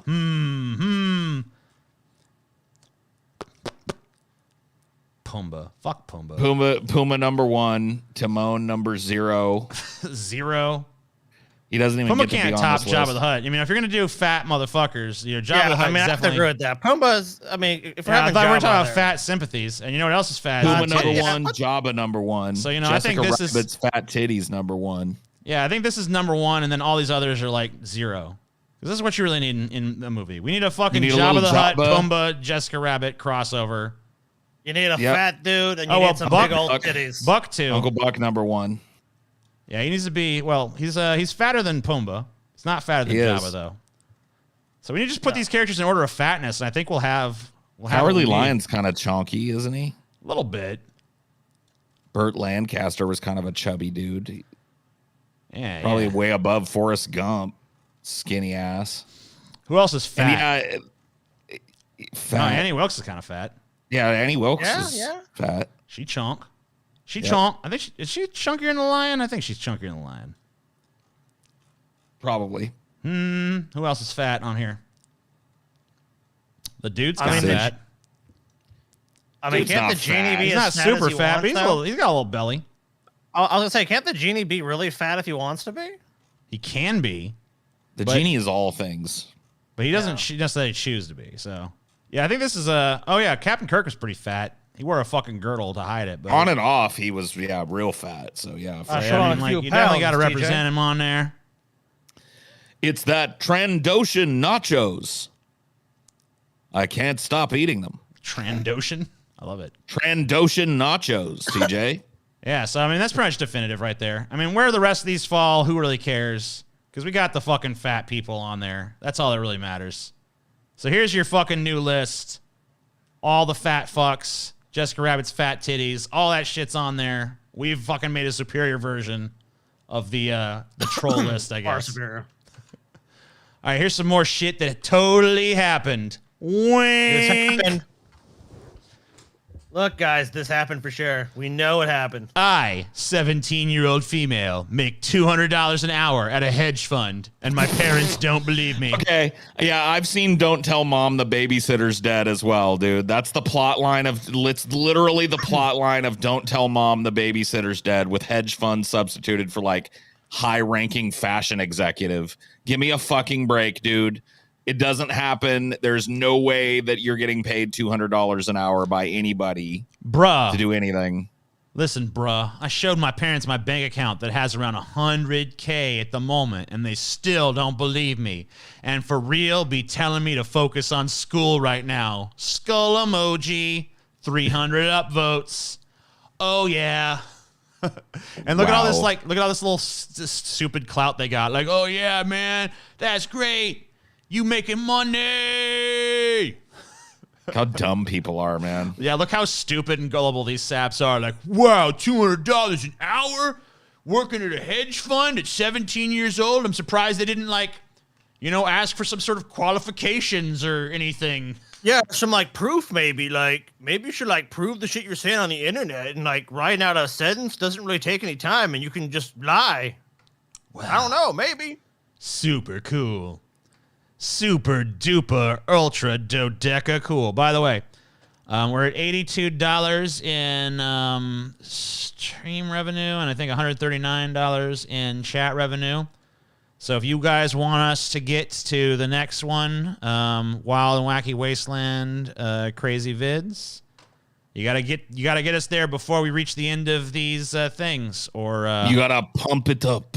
or you're not, or we're gonna end the Let's say show we're at because this fucking. 139. Yeah, $139.45 and $82. So there you go. So 221. So we're about fucking $79. Yeah, there you go. We need $79 before we reach the end segment. And I'll show you how many we got in the segment here. Yeah, we got 1, 2, 3, 4, 5. You got 5 of these fucking things. Tick tock, tick tock, tick. Otherwise, tock, the show will come to an abrupt, sudden, and terrifying This conclusion. is the end. Unless you're a patron. Unless you're a Then patron, it in which just- case you'll see it there. Anyway, that's now shilling. I lost my mom in the supermarket once. I yelled, "Mama!" From somewhere deep down the shop, she yelled, "Just killed a man." And we worked our way through Bohemian Rhapsody until I found her. My mom's cool.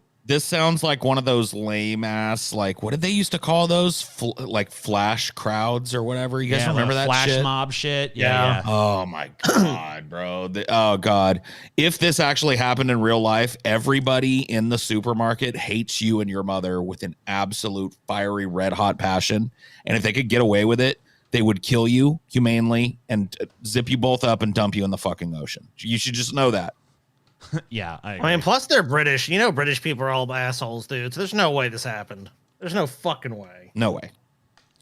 All my family walked in on my cousin riding a dildo. Serious. Maybe your cousin shouldn't ride a dildo at a family gathering, bro. Oh, yeah, this is great. Yeah, the family barbecue, perfect time to ride my giant black dildo. It was his birthday. It was actually his birthday. They were there in. for his birthday. He's gay, and on his birthday, we wanted to make him a surprise. So we, the family, went to his room, and the MF was riding it.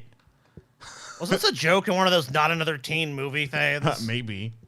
Oh man, this is like people just take shit from movies and shit like that, twist it up a little bit, and like, yeah, that happened to my cousin.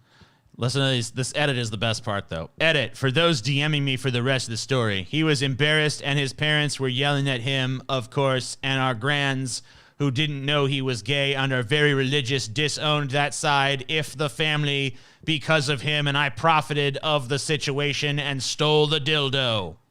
How can you believe this, dude? This gets more and more absurd. I love how they steal the dildo. Ooh, shit. I stole the dildo, and I went and wrote it myself, and they found out I was gay, too. In the chaos, I stole the dildo my cousin was riding. You stole? The dildo is mine now. Why did you do it? Dude, I'm surprised at some point the aliens didn't come down and say, LMAO, bro, you're the smartest human, and made us laugh hella loud, and then give him like $1 trillion. Like, people are just so fucking sad, man. This is just like, you gotta make up. Dude, my whole family, my grandparents and everything, simultaneously burst into my cousin's room unannounced. To surprise him for his birthday. He just happened to be riding a dildo full tilt. Yeah, and like with noiselessly too, just like very silently on his birthday like, with the whole family downstairs is like, you know what? Now seems like the time that I need to ride my dildo. And then the whole family, grandparents and all, burst through the doors suddenly and without warning, which he didn't lock or anything like that. Which one is his room? Oh, just follow your ears, man. Go follow the bouncing springs on the bed and the moaning. Oh, yeah. Oh, fuck yeah. I'm riding a dildo. All right, guys. 1, 2, 3. Ready? Happy birthday. Oh! And then this fucking enterprising fucking whoever's writing the story is like, ooh. My cousin's dildo is unattended in this chaos. I'm gonna steal this dildo still covered with fucking juice from my cousin's shitty ass, man. Ooh, yeah. It came up. Where did they secret that away, by the way? They just like pop it in their own think ass. they Like, can, no one TJ? would ever think to look for it here. If I shove it up my asshole, oh man, this is great. It was already jellied up. They probably just slipped it up their own asshole and snuck it home. You know, Just what slide it right on in. Whoop. Floop. It's there you go. It totally All happened. get karma on the internet, dude. All they get some Reddit karma. I mean? And then What happened next? All honestly, to just get like some human interaction, like want to have one human being go like, LMAO, good job, bro. Because if you told the real story of what happened that day, it would be some sad shit. Like, I woke up at 3 o'clock and couldn't find the strength to fucking do anything with my life. So I just kind of rolled over here to my phone and I'm sitting in the dark by myself and I've got 3 eviction notices stacked up on the counter, but I'm just ignoring them and hoping that it goes away. It's like, oh boy. And then I stole my cousin's dildo. Yeah. Oh, what will make people laugh? Oh yeah, story about my grandma walking in on my cousin riding a dildo and then me stealing it. That might get 2 Reddit silvers, man. This is a fucking cautionary tale for you guys out there. Cautionary tale. I see Snore Productions giving us some Noke monies. But yeah, if you guys want to see the next segment, be sure, because we're only we're 3 away now. I'm literally crying right now, and this is a cautionary tale, as I've said. You need to be. This one is something you need to fucking really think about. Okay. You gotta be careful, man. This is one like be careful who you make an enemy out of, right? Because you might end up fucking crossing the wrong person. I'm literally crying right now. So basically, today in English class, I was in VC with my GF girlfriend. Voice chat, I guess. Voice call, whatever. I'm guessing. Important call because we are long distance. And my teacher snatches my phone in front of everyone and tells me to go to the principal's. I stand up silently and I tell her, I wouldn't go there if I were you. The whole class stopped and went quiet. Anyway, just got home and me and my girlfriend have just put a hex on her. Lol. Yeah, so basically, mess with me, and you will be cursed. May this be a lesson to everyone. Don't mess with a pissed off guy who knows dark fucking magic. Because I will do everything in my power to protect my girl. Dude, what do you think? What do you think the chances are that this dude even has a girl? Slim to none. 0.0. Oh my god, bro. You mess with my girl, I bring down the dark forces on your ass, bitch. Yeah.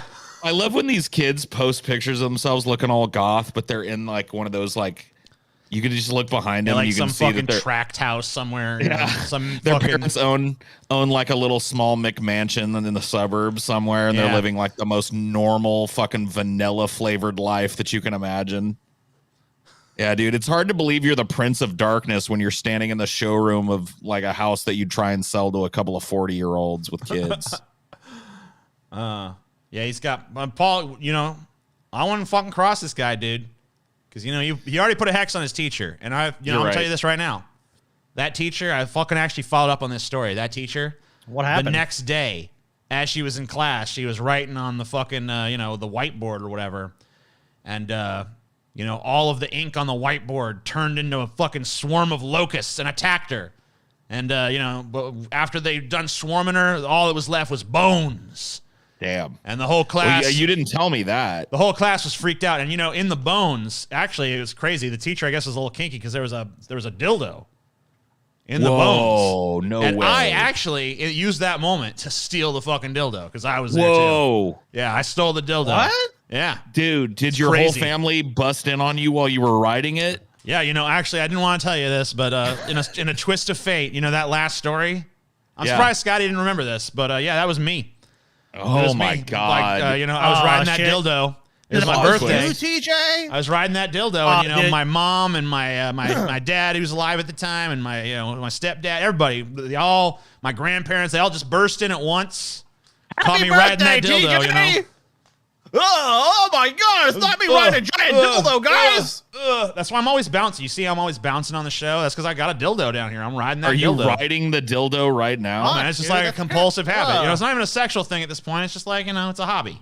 It's like a hobby for me, I don't even know what to say to that, TJ. I watch my son's sex videos and pics on my iPad. My sons bring home a lot of women. They're just like their father, big cocks, and love fucking. I let them live in one of our houses, and they're always bringing women over. My sons are very good looking. One of them gifted me an iPad, and it's connected to his phone. So every pic and video and message he takes, I see on my iPad. I love watching him give his cock to these ladies. Okay, so this dude's got some weird fantasy shit going on. I'm pretty sure this is just like somebody's fucking sex fetish. No shit. Out it's on like an NSFW subreddit. So yeah, this is sexual confessions or some bullshit like that. See, I don't even know how this could be like a hot fantasy because it's so convoluted and retarded in premise. You just look at the and like I love it as like one of their houses. So like this person who can't even spell wants me to believe they've got like multiple estates on their property. They've got and multiple houses that they give away to their children who all have, fat cocks and love to fucking fuck constantly. And give their mom a fucking iPad that's connected so she can fucking spy on them while they bang all the hot bitches and shit. It's fucking. Oh, so what are you great. doing? Gross that's if true. wonderful. It's not true. That's the point. There's no fucking way this is a real thing. This is not fucking true. This is someone's fucking weird ass fantasy. That's the point. None of these are true. I don't know if you caught on yet. When I said at the beginning of the segment, things that totally happened. What that means is things that absolutely did not happen, you gullible False fuck. advertising. False advertising. You said these things happened, TJ. You lied to us. You lied, TJ. Why'd you lie, TJ? You said it happened. You All right. said- Now, it's very unlikely, but if you guys don't reach the deadline by the end of us talking about this very next thing, we're not going to do the crazy videos. Boom. All right, here you go. This is a Christian one. This is from Flat Earth Awakening, a Christian flat earth group. Okay? Oh boy, here we go. I am a private pilot.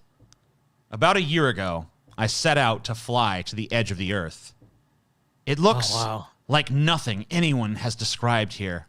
Yes, there is an ice wall, but it's not 200 feet tall. It's more like 200,000 feet tall. Holy shit. Whoa. I climbed as high as my plane would go, and I still could not see the top. It was so cold. So cold.